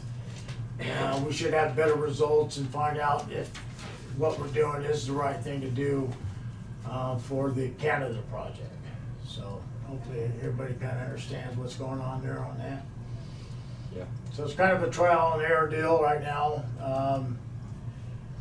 Like I said, we did have 7 to 8 inches of a good solid base, but just the structure that was underneath it is just that real bad wet clay. It was still weighted or still wet, as dry as it's been. So yeah, to give you guys an idea.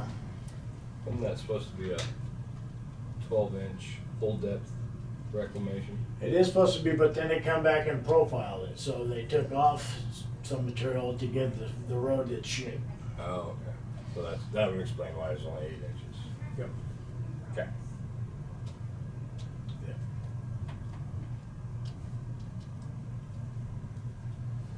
So, any other comments on that, or? Ted, do you have any comments on that?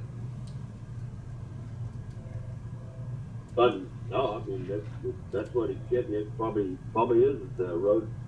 I mean we probably. I mean we took material off, but you know the more you take off, the smoother ride you get. And I don't recall how much deep we really did go when we turned it.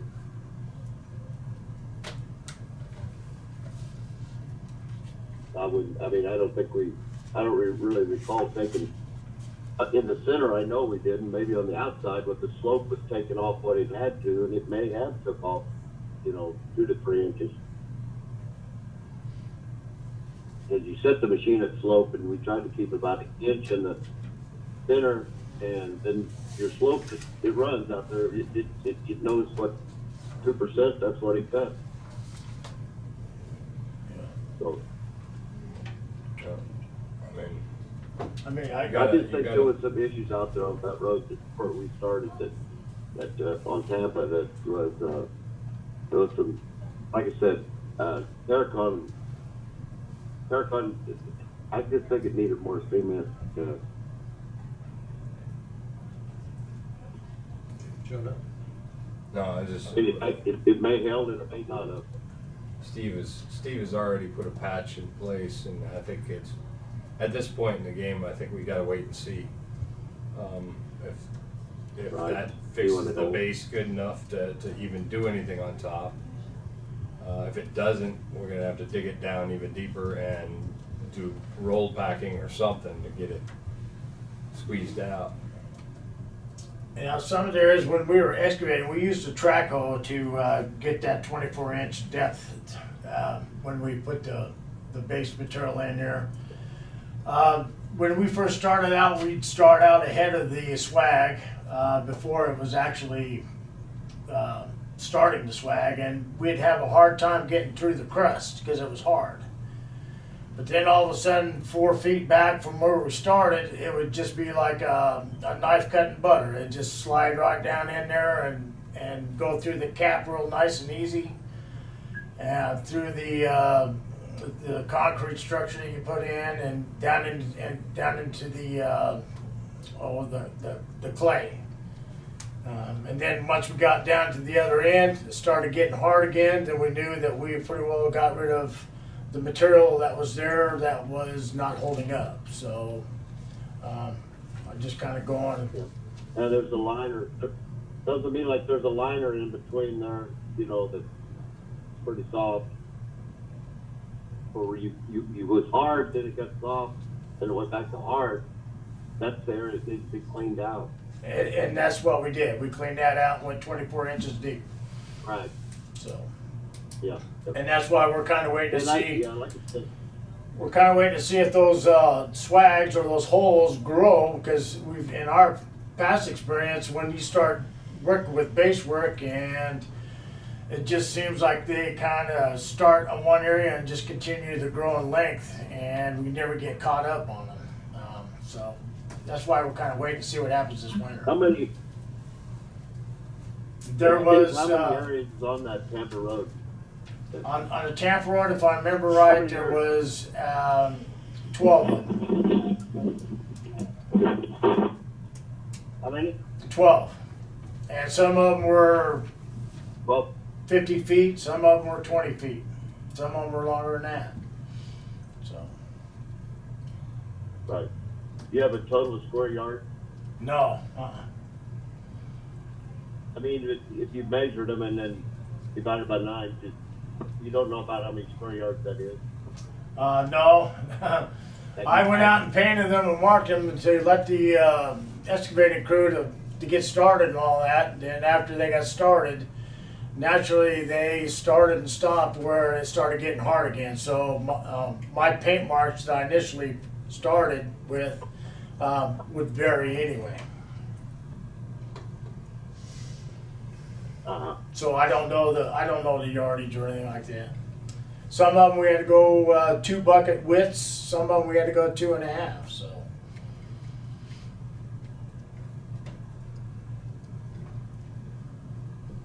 Yeah, and that's where really on these projects, like a 2-inch overlay is the way to go on top instead of that chip seal. You get so much more strength.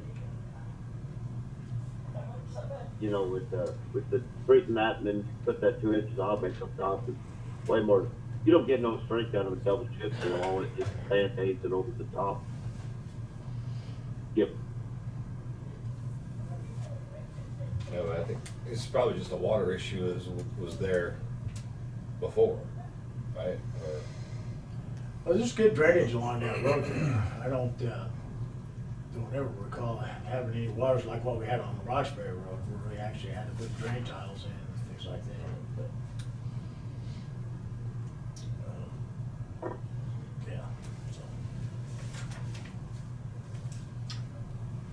Well, I think you're in the right track. I think it'd be the best to take a look at it come April, after the freeze and thaw, and see what the condition of the road is then. I can come down and take a look at it with you, and you know, let's just see where we're at there and go from there. Okay, Commissioner Dalkey? Ted? This is Randy. Yeah. If we was to make a contract with you again, how would we put in the contract that not to leave a road in the shape that our roads was left the last time due to the divots? Because we're still hearing about it today. I mean, it's an issue that, we've, like I said, we've done this other sealing now, and it's taken a lot of it away. But hopefully the issue goes away. But that's one reason why that I'd want to know exactly how that road's going to be left before I leave it. And even though what you just said, we know that if we did put 2 inches blacktop over the top of it, would be a better deal. Our roads has taken, due to the wind farms down here in the Peabody area, has taken quite a beating and still held up real good. So I know that we've done that, and I think that some of the spot up at Tampa, and I haven't got to see it lately, but is just something underneath in that area, and I know that's probably not, like you said, your issue on that. But how would you do a new contract with us?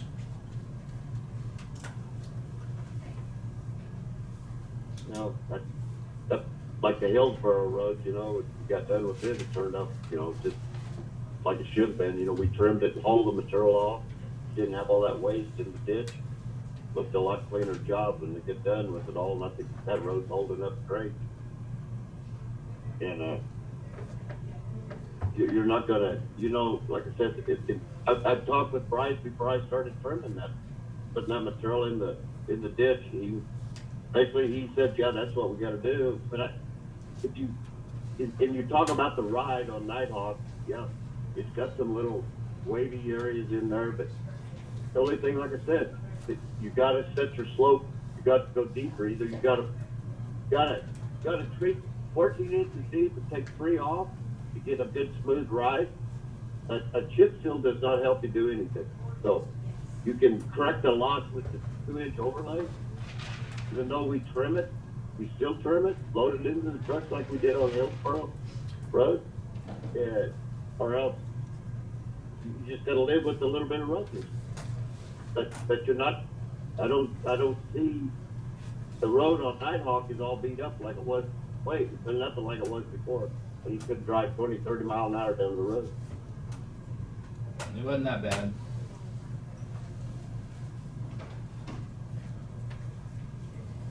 I mean, there's just a lot of ifs and ands in there, you know. All I'm asking is just to be reassured that when the finished product comes out to us, that we don't hear about it 3 years later. That's my question, I guess. Right, I understand what you're saying. Yeah. I understand. Yeah. Okay, any other questions? I guess what I'm hearing is Steve's already proceeded with a short-term deal to get us through the winter. We're gonna see how things get through the winter. And then Steve and Ted will work together in the spring, come up with a plan. What do you think is the best approach to recommend to the commission? Okay. Ted, I want to thank you for getting a hold of us and giving a chance to visit about it. Anything else you'd like to bring up? No, I mean, I just felt like we did you the best job that we could with what we had to work with. You know, we had a lot of testing done on that road. There was, you know, the 6% cement was on the light side. From what Terracon told me, that should have, you know, basically would have been more. But you know, they're selling, you know, more than. You can also put too much in, and you know, your road will crack all to hell. So I think it probably could have used a little more, but I'm not saying that's going to make the ride any different or anything. But I think we may, if we knew where them areas were, like on Nighthawk, we didn't have anything from that highway going into Marion, Peabody. That road, I don't. It's not the best ride, but you can drive down that road 70 mile an hour where you couldn't before. North of there, Canada, you know, that part of that's okay, and the other part wasn't. Tampa was the same way. We had to basically work with what we had to work with there, and you know, it just makes me feel bad that we do have a project that doesn't turn out as good. You know, we you know, I feel like we want to come back, and it's just, you know, I know it's like 3 years later, but it's like I didn't hear a whole lot about it. You know, a little here, a little there, but I know you guys was upset about all the material going into the ditch, which it would have been a lot cleaner job if we'd have loaded it all up and hauled it off like we did on Hillsborough. I was real proud of that project because, you know, everybody took full force, and you know, we trimmed an 1.5 inches off, loaded it in the truck, hauled it off, they paved it. It turned out a beautiful job, and that's what we like to do on all you guys' roads. We want to be that way, you know. But we will get back in April after the freezing thaw, see what that road, Tampa and Canada, see what pertains on it. If he's patched it and that doesn't hold, then I don't know, we'll have to go, but we're gonna have to sit down and talk about it. Okay, I think that sounds like the plan. Like I said, there are issues underneath, Steve's addressed the ones that showed up. Before we try to put a surface on it, let's find out if there's more issues there that need to be addressed, but then hopefully in the spring, we can get a good solution to it. Right. Yeah, I agree. You don't want to put, for sure want to have, maybe Terracon come out and do some, strength test on that, down one side, back up. They could run that, deflectometer machine. They could pull that over it, and they can tell you if there's any weak areas or where the hard areas are. It's a little expensive, but I think I would do that. First thing, put a 2-inch overlay on it, and then you still don't have anything. I would go with this other machine that they can test it, and they can tell you, hey, this road is, strength wise, it's good to put a 2-inch overlay, which is going to give you more strength. So I agree on that. I think I'd do some testing before I spend the money on a bunch of hot mixes. Sounds good. All right, I think we got a plan. I know some of the people up there aren't very happy right now, but hopefully we can get this resolved next spring and get a good surface. Base and surface. All right, thank you, Ted. Okay. Any? Yep. You're welcome. One more. I guess I need to look back through the minutes, but I remember going from 4 to 6. Yes. But I don't remember, and this could just be me, I don't remember talk about 8%.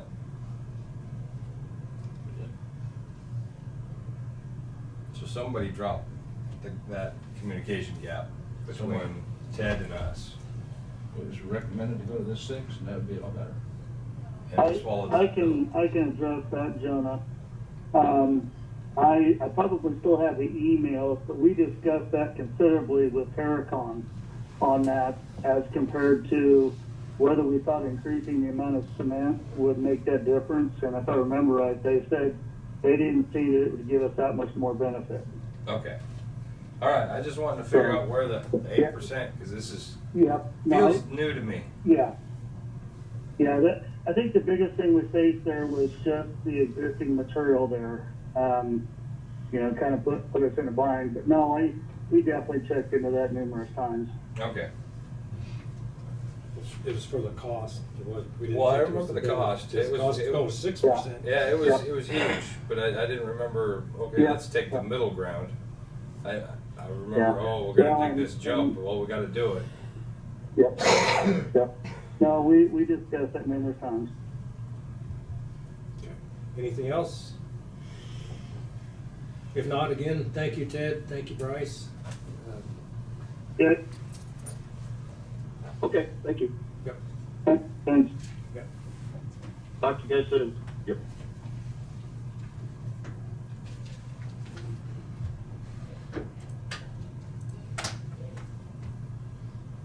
I know this probably ain't gonna be the time to do this, but I wanted to show you some pictures of that project up there.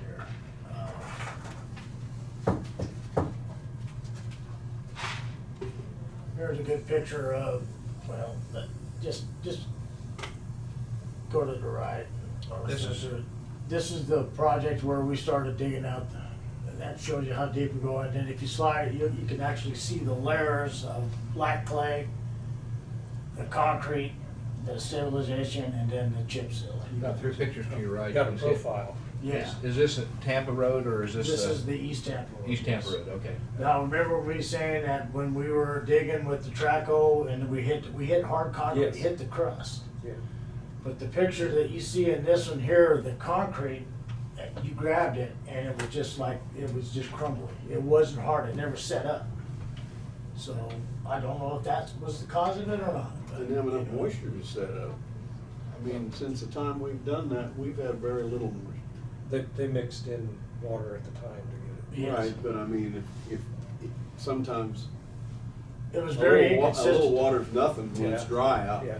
The other thing was part of the discussion I remember is that concrete needs aggregate to bind with. And if it's all just clay, well, what is that? It's binding with clay. Yeah. And that, I think that's, a part of that stretch just did not have much base in it.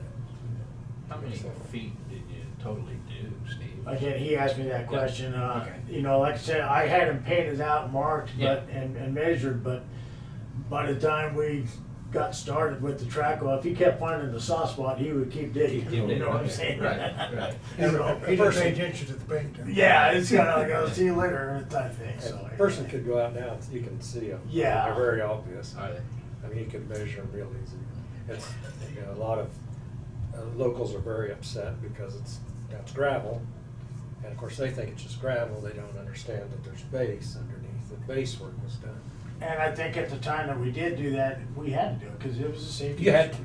Yeah, cars would get high centered. A motorcycle come down there and catch the edge of that, it would flip right Yeah, over. it is bad. So, anyway, Yes, and now absolutely. it's, with the exception of, you know, the rain, and we had to fill in a few potholes, they're pretty tight. Yeah. Yeah, and you did a nice job of moisture packing, and but through the winter, that it just keeps Right. splashing out, so it's got to. And that's why we left the windrow material Yes. off the side, so we could bring it over and fill in those holes. Yes. So it's pretty good setup, quite a ways out there before it ever gets to that. I don't know, just looking at. But like you said, the concrete stabilization that they did in areas that we were digging, it didn't seem like it bound. It was a tight bind. Right. So just to give you a little history of what's going on there. I think we're on the right track of what needs to be done. We're experimenting a little bit, and I've kind of got what brought up this idea. I talked with Cook Platt and Strobel engineer, and he kind of came up with the idea. Yeah. My biggest thing was trying to avoid the expenses of going in there with the bow mag and grind up the whole mile, and just get the ones that need to be repaired. So we're trying to be, you know, save a little bit of money on that. So And it still gets me, the west mile, there's no failures. no. And the east 2 miles, I think there's one. It's the middle 2 miles, Yeah. and it's almost checkerboard. And On I'm one kind of side anxious to road, see other what side. happens too with what goes on in summer, if any more develops, or we just add certain spots that wasn't consistent when they were doing it. Now, I seen the Traco wide, bucket 2 foot wide. Did you widen it out to 4 foot or 5 or something like that? Or There just- was places, again, where it wasn't hard, so we did it, widen it out a little bit. What was really funny about that road, and I don't think I got pictures of it, in the past, we put gravel almost 2 foot down, and that was on the road's edge, okay? That was from the road's edge approximately 3 to 4 feet wide off the road's edge. And then you had your swags where it was kind of funny, like how comes everything's not pushing out on the edge of the road? Well, that's because we had a rock wall underneath that was holding everything. Oh, and it pushed it up in the middle. Yeah, that's why I pushed it in That's- the middle, okay. because we already built the road's edge up Right. a long time ago. Okay, okay. This is the middle. Right, and that's why it started in the middle. Yeah, because it wasn't the edges coming off. Right, usually the edges would be the first thing that goes, Yeah, so. it wasn't edges. I guess my question was, if I see a lot of vibrator compound, pounders, ground pounders, as you're going through, instead of just plain sheet foot, you know? And I just wondered, there's gotta be a wide area for them to work good, doesn't it? Plus Well, moisture.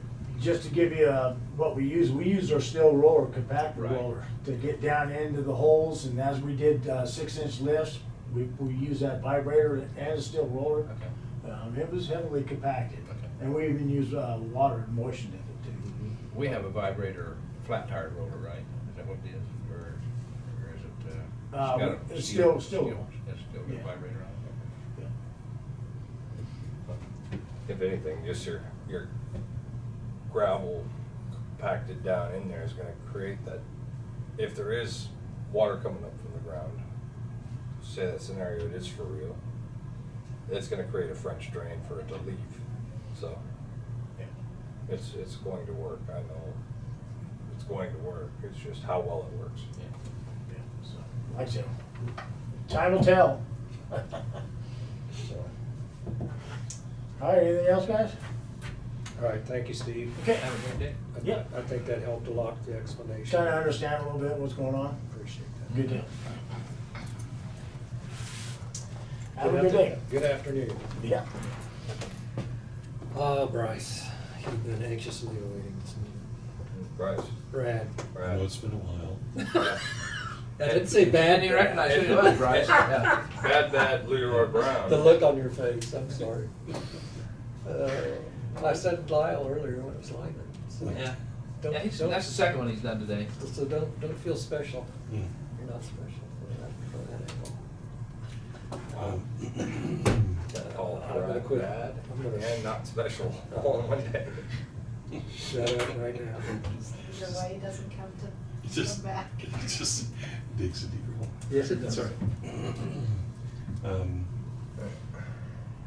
But then to kind of start with the ones that probably begin with our next meeting, we've got a de-annexation request with the city of Burns. It had previously been made, but it hadn't been completed.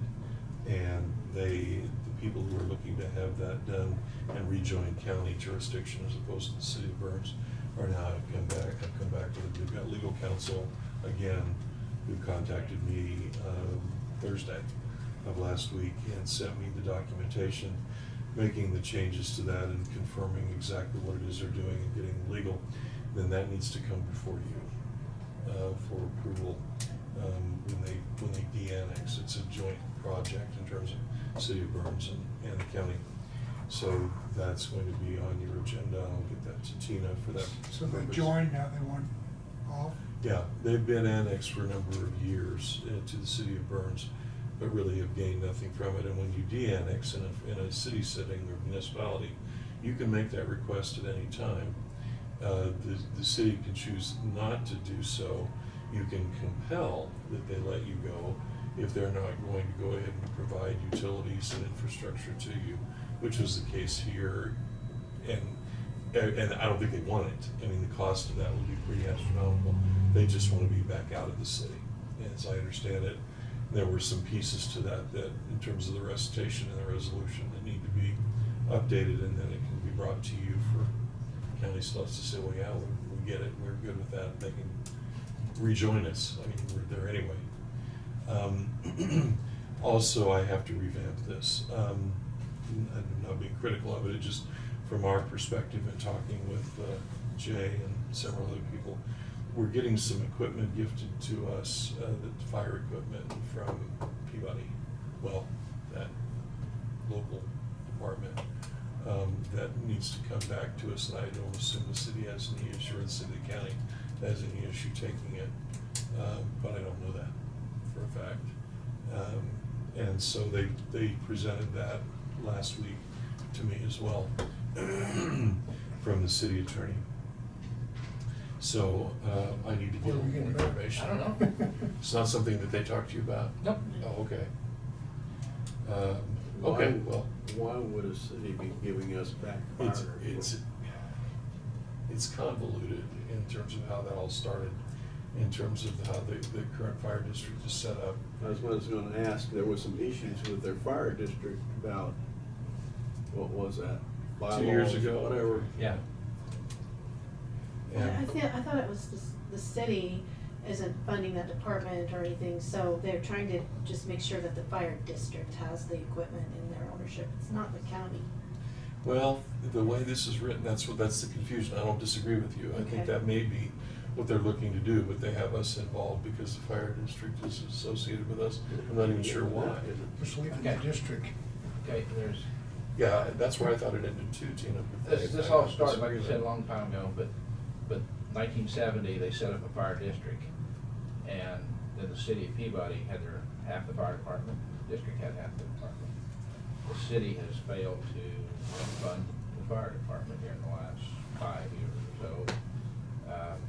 So, as far as I know, they was wanting to give everything over to the fourth, because we see on our tax bills, we see a city tax for fire department, and we see tax for the fourth fire district, so anyway, that's sort of one thing that the city sort of wanted to opt out, amongst other reasons. I'm not gonna explain anymore, because I don't know anymore, but I'm just saying that's amongst it, so that we get down to that, and they want to turn it over last year and had some difficulties, and I don't know exactly where they're at right now with that, right? Yeah, and the agreement that I was presented doesn't read like like you just explained, I thought was the case, and that may be just me misreading it, but I have to get back together with their current legal counsel, Drew, and either way, it would need some additional information in it in order for that to work. As we get now into November, I put all of these onto a program that I use, and maybe Tina may have a way to keep track of all that as well. We have a number of different types of small contracts that exist, allowing road use and some other things that all are subject to renewal. They don't run perpetually, nor can they. And so I've got to get my hands around all of those this year and make sure that they're all properly renewed in the course of the next 6 weeks, so they don't go stale. One or two already have, and they need to be. Same thing with some leases that exist out there that are continually, we just assume they're going, but they're really not set up to do that. The moratorium on the cryptocurrency, I need to check as to when, I don't even know when we sunsetted that, but need to get that in that system as well, and get all of that so that you see it or have some knowledge about it once a year. Another thing that we haven't had done and need to do before the end of the year, as far as I'm concerned, is on the litigation cases. You haven't heard anything about them now for several months. I haven't either. And so I need updates to bring to you so that you have some idea where we're at on things. You'll recall in one of them we made an offer and silence. So that needs to happen as well.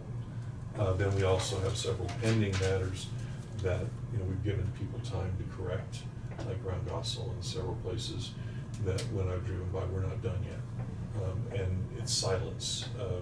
I haven't done anything with it because there's not been instruction, but I do feel it's on my obligation to follow through and see where we're at so you know what's going on. Same thing with our fence issue. Then there are several forfeiture cases that I'm going to try to finish up in the course of this year on some things, and then we're going to end up with some stuff that we need to get rid of. And I think we can do the same thing as we're doing with this other stuff, just put them on Purple Wave and take what we get. The lake litigation, I'm about done with that. We've still got a couple of vehicles parked that we're going to end up with.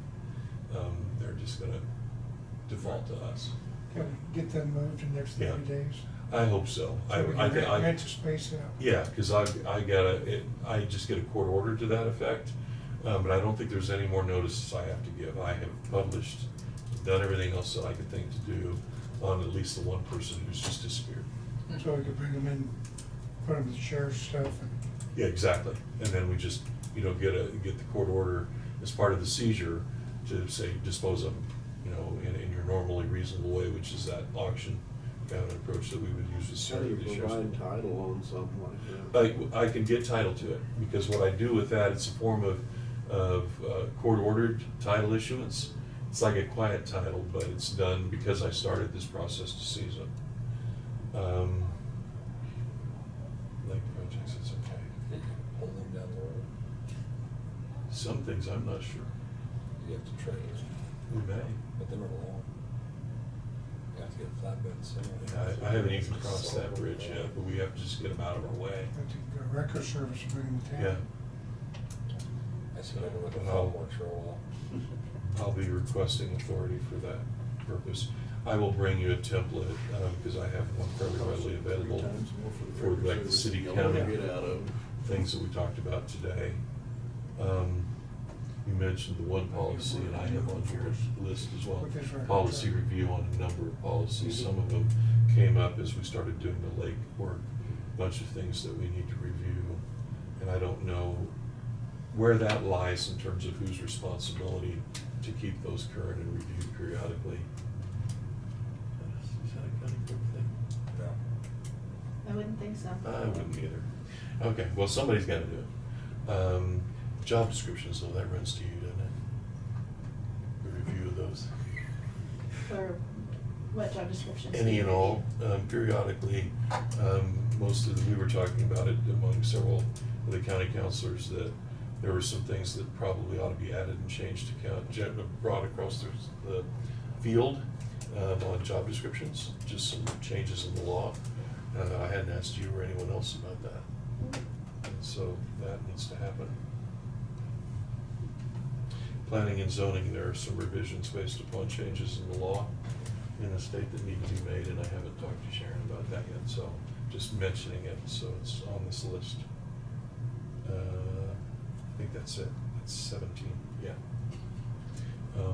Most of these are before the end of the year, kinds of things, so I just thought. Would you like one not before the end of the year? Do what? Would you like one that's not before the end of the year? Yes. Okay. When you can get finished with your stuff. And that's kind of these are the not before the end, or these are the before the end of the year. I've got one for the end of the year. Okay. Isaac's coming in next week with the lake, and we need to set pricing, so he can redo his brochure. Yeah. And that needs to be done by the end of November. Okay. So he can go to press with new pricing, and also the raise. On all the services, right? Everything out there that we. Yeah, raise the rates on the trailers, is what we call it. Mm-hmm. Because we talked about that a month or And so ago. camping and Yeah. all that stuff. Services. I don't think we need to address the boat dogs. That's a long-term issue. I just have that under lake projects, and We need to issue so we can get money January 1, current pricing. Yeah, I agree. Well, it's getting more notice here is this company going on the wind energy, doing another project down here. My question is can the county commission, what's it take now, even, we have rules on wind energy, and that, can the county commission put a moratorium on a certain area until Future maybe development. present the information? In other words, another project going in within the county? Yeah. Yeah. And there's I've got a lot of people. Yeah. Because you have one or two, does not mean that you are now, they can put them wherever they want. You still have the ability, because you can say we're saturated and that's as much as we want to do, and as many directions as we want to look and see them spinning. Okay. But you would do that countywide, you wouldn't just do it for a Township. piece of Marion County. No, I mean, you just say that's, right now, this is as many as we're going to allow. You got enough, basically. You got enough, is what you're saying.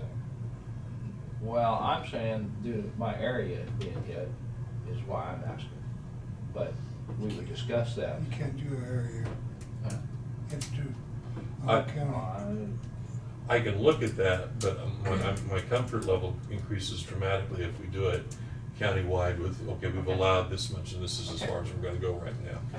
Because they're not gonna build it without a wind map. Right. That's the area they're gonna wanna be in. Who's complaining, the landowners or just The the landowners. people against the wind farm? Well, landowners, some small landowners, yeah. Same It also crap. looks like it will beget, and this remains to be seen, because I just got done drawing all those agreements, a different type of industry, the storage systems, the one you guys have heard about from Allstead. We've spent 2 months on that. But that is clean, it's a small footprint, it's generally silent, and it's a lot of money. There's alone on that small lot in the industrial park in Halstead, they're gonna put $200 million on that small footprint. What do you 150 to call- what do you call 200. that? Battery storage. Big battery storage. Oh, yeah, oh, yeah, I've heard about that. If you drive around Marion County where we have these substations, where those are located, that's where they want to be. Is right next to those, so they can just plug in. They have very short distances to go. Evergy is very happy with the prospect, it appears, of having them.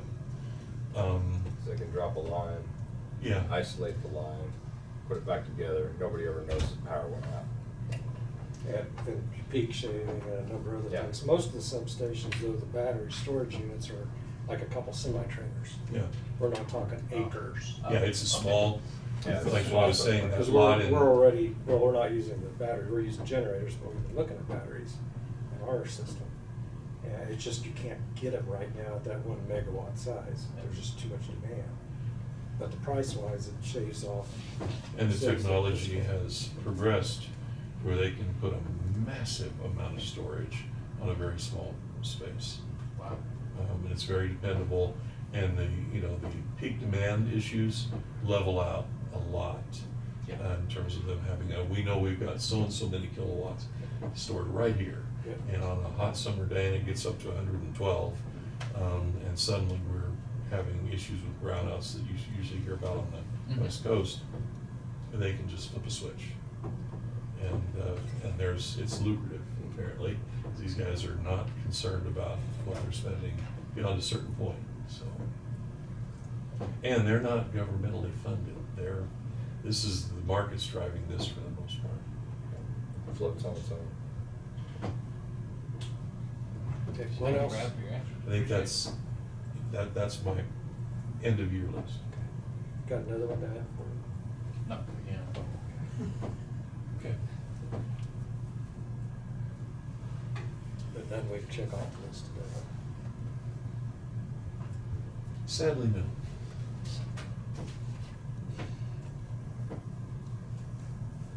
Well, yeah, sadly,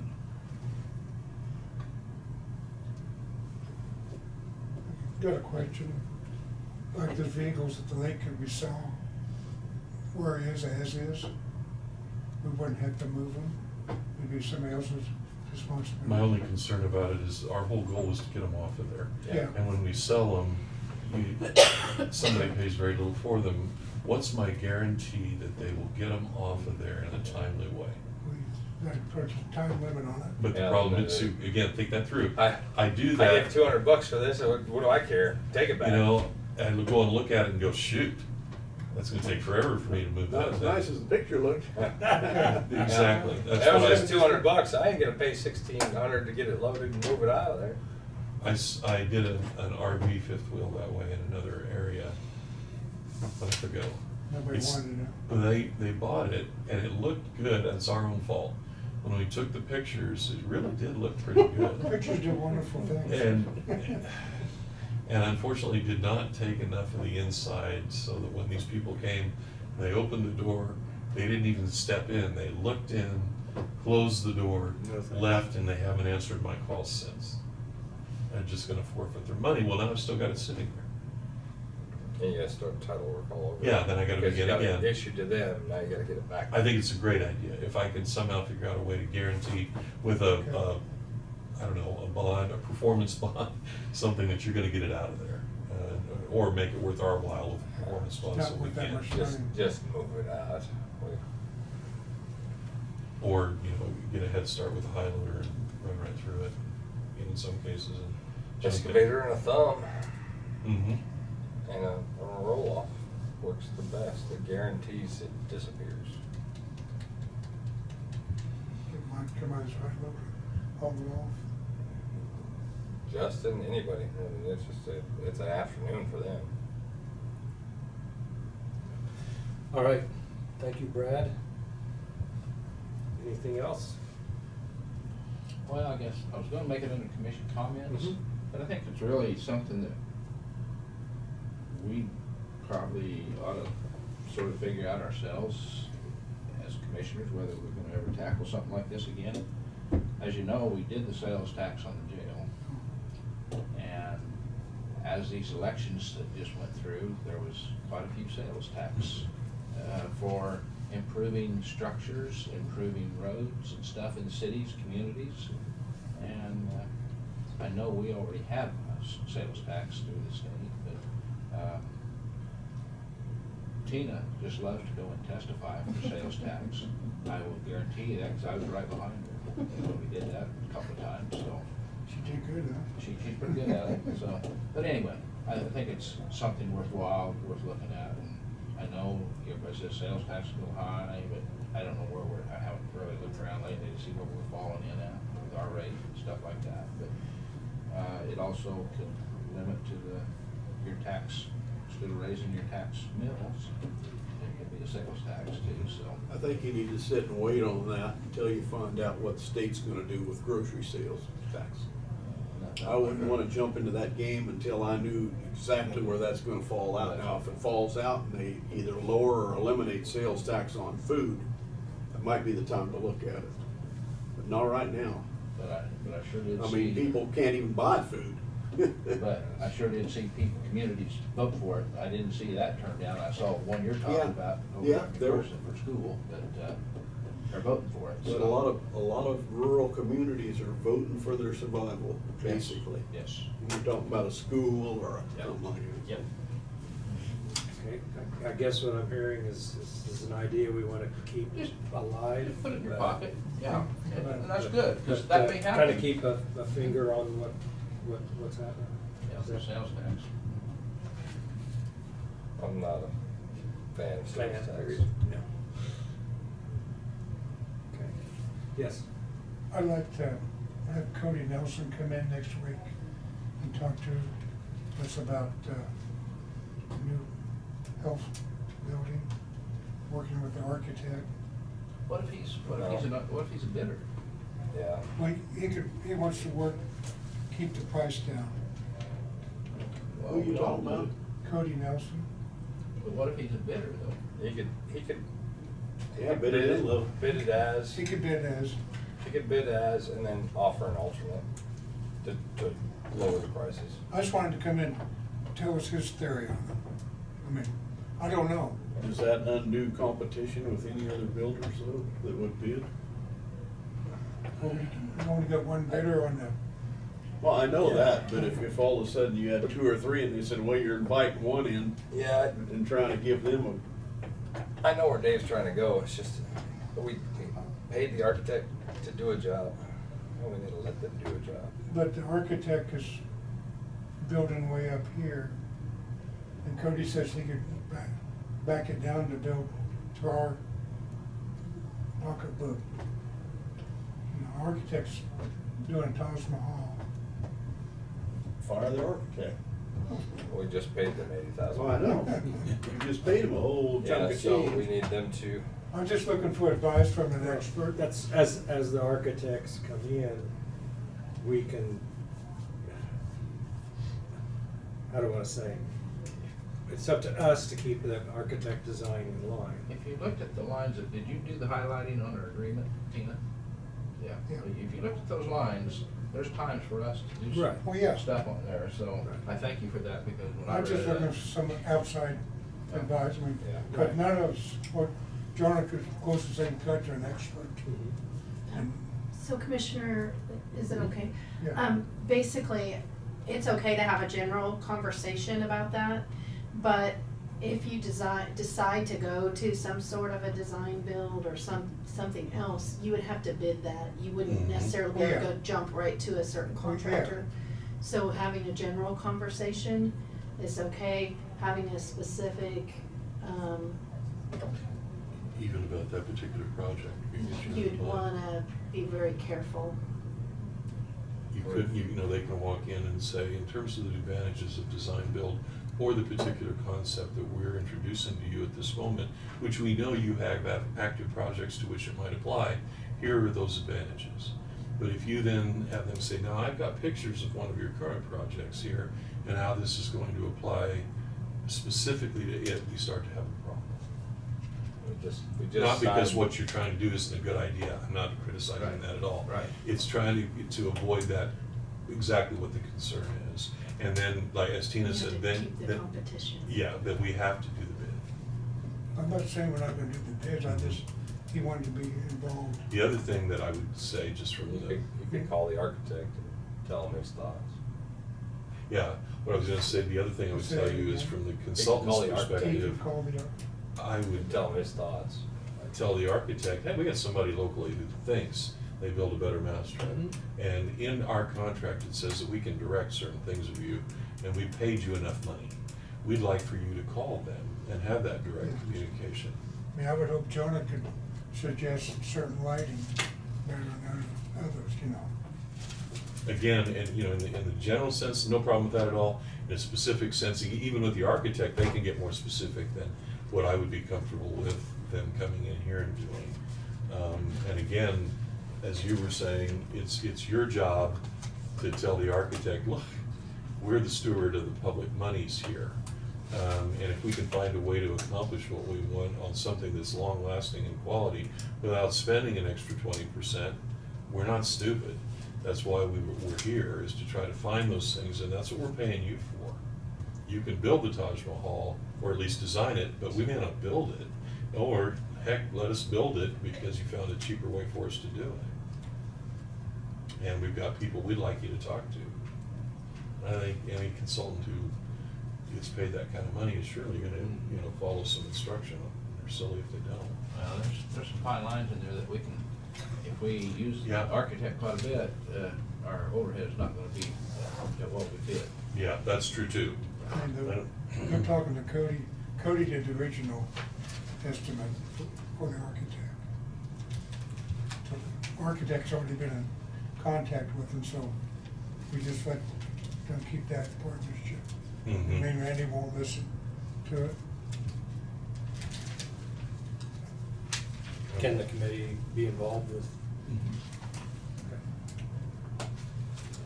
I think what I'm hearing is continue the relationship between the architect and Cody, and perhaps if he wants to communicate with individuals, but not come in and be a part of decision making. You guys don't want to talk to him. As Well, a it's, commission.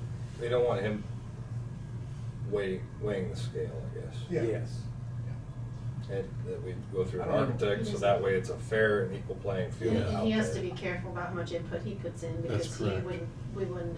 he wouldn't wanna preclude himself from being able to bid Yeah, as a he- contractor, He's not because gonna he put had in too some much inside secret information. procedure how the building Yeah. builds. That's exactly right, Yeah. that's what I wanna protect is, okay, maybe he would be the only bidder on the contract, but I want any other people to feel that there's not an inside issue Right. Right. to If this. he becomes an advocate for a particular approach too much, he disqualifies himself from going forward. Yeah. And I'm sure he knows how to do that. Yeah. I mean, architects, just like their pamphlet, it showed what engineers they work with, what their prime contractors that they like to. Consultants. And then they do, I mean, we get them all the time, it's a 45% drawing. It's hard to put a number to, but it's a 45%, you get budget estimates. And it goes through the whole process of what they're doing right now. And then finally you get a real one, well, then they want you to hold to that number that you gave them 45, and then they're upset because you don't, and we don't work in boxes, man. Okay, well, Okay. throwing that out there. Any other commission comments? Seeing none, we don't have our calendar, but the next meeting is next Monday at 12:30, correct? Yes. You look too. We've got one Wednesday too. Yeah, and Wednesday. And Wednesday is executive sessions for candidate. Oh, yeah, you interviews. have a special meeting on Wednesday. That's right, special meeting on Wednesday, starting at 8:30, and then executive sessions. For the 9 o'clock. We need to half an hour for preparation. Okay. So, What time is exit time? 12 o'clock. 12 o'clock. The drop dead is 12:30. Okay. 9, 10, and 11. Yeah. Lunch. Candidate interviews. Oh. And I'll start at 8:30. The first interview 9, and 2, and 11. I'm just letting you know that I am not gonna be here that Actually, day. I am scheduled for a day off. And Neither am I. Ashley is gonna be running the meeting that Neither day. am I. I'll be online. with You'll be candidates. online. Yes. I'll be online with candidates. Speak loud. Yeah, that was really hard to hear. I'll speak softly and carry a big stick. No, do the other. Might try to make Speak it- loudly and drop your stick. Might try to make it where that we use that speaker instead of the TV speaker. Make sure you turn it on full blast before you put bling. I know, I was gonna try to switch it today during the conversation, but I was afraid I would make some noise. Yeah, probably be a good idea. Man, he was good. We'll Are have you to gonna test be here it. for Wednesday, Ken? What? Are you being here for Wednesday? Okay. I didn't, I know Jonah's gone, but I didn't know what you was. He will be here online. I'll be online. Okay. Okay, if there's nothing else, I have the hot spot that I can use. I can make stuff happen. And I'd move to adjourn. Second. Second, Commissioner Dalkey. Wow. Discussion, all those in favor say aye. Aye. All opposed nay. Motion carried 5-0, we are adjourned. Okay, now the road you guys were talking about with Steve, I kept calling it the Tampa Road. East of town.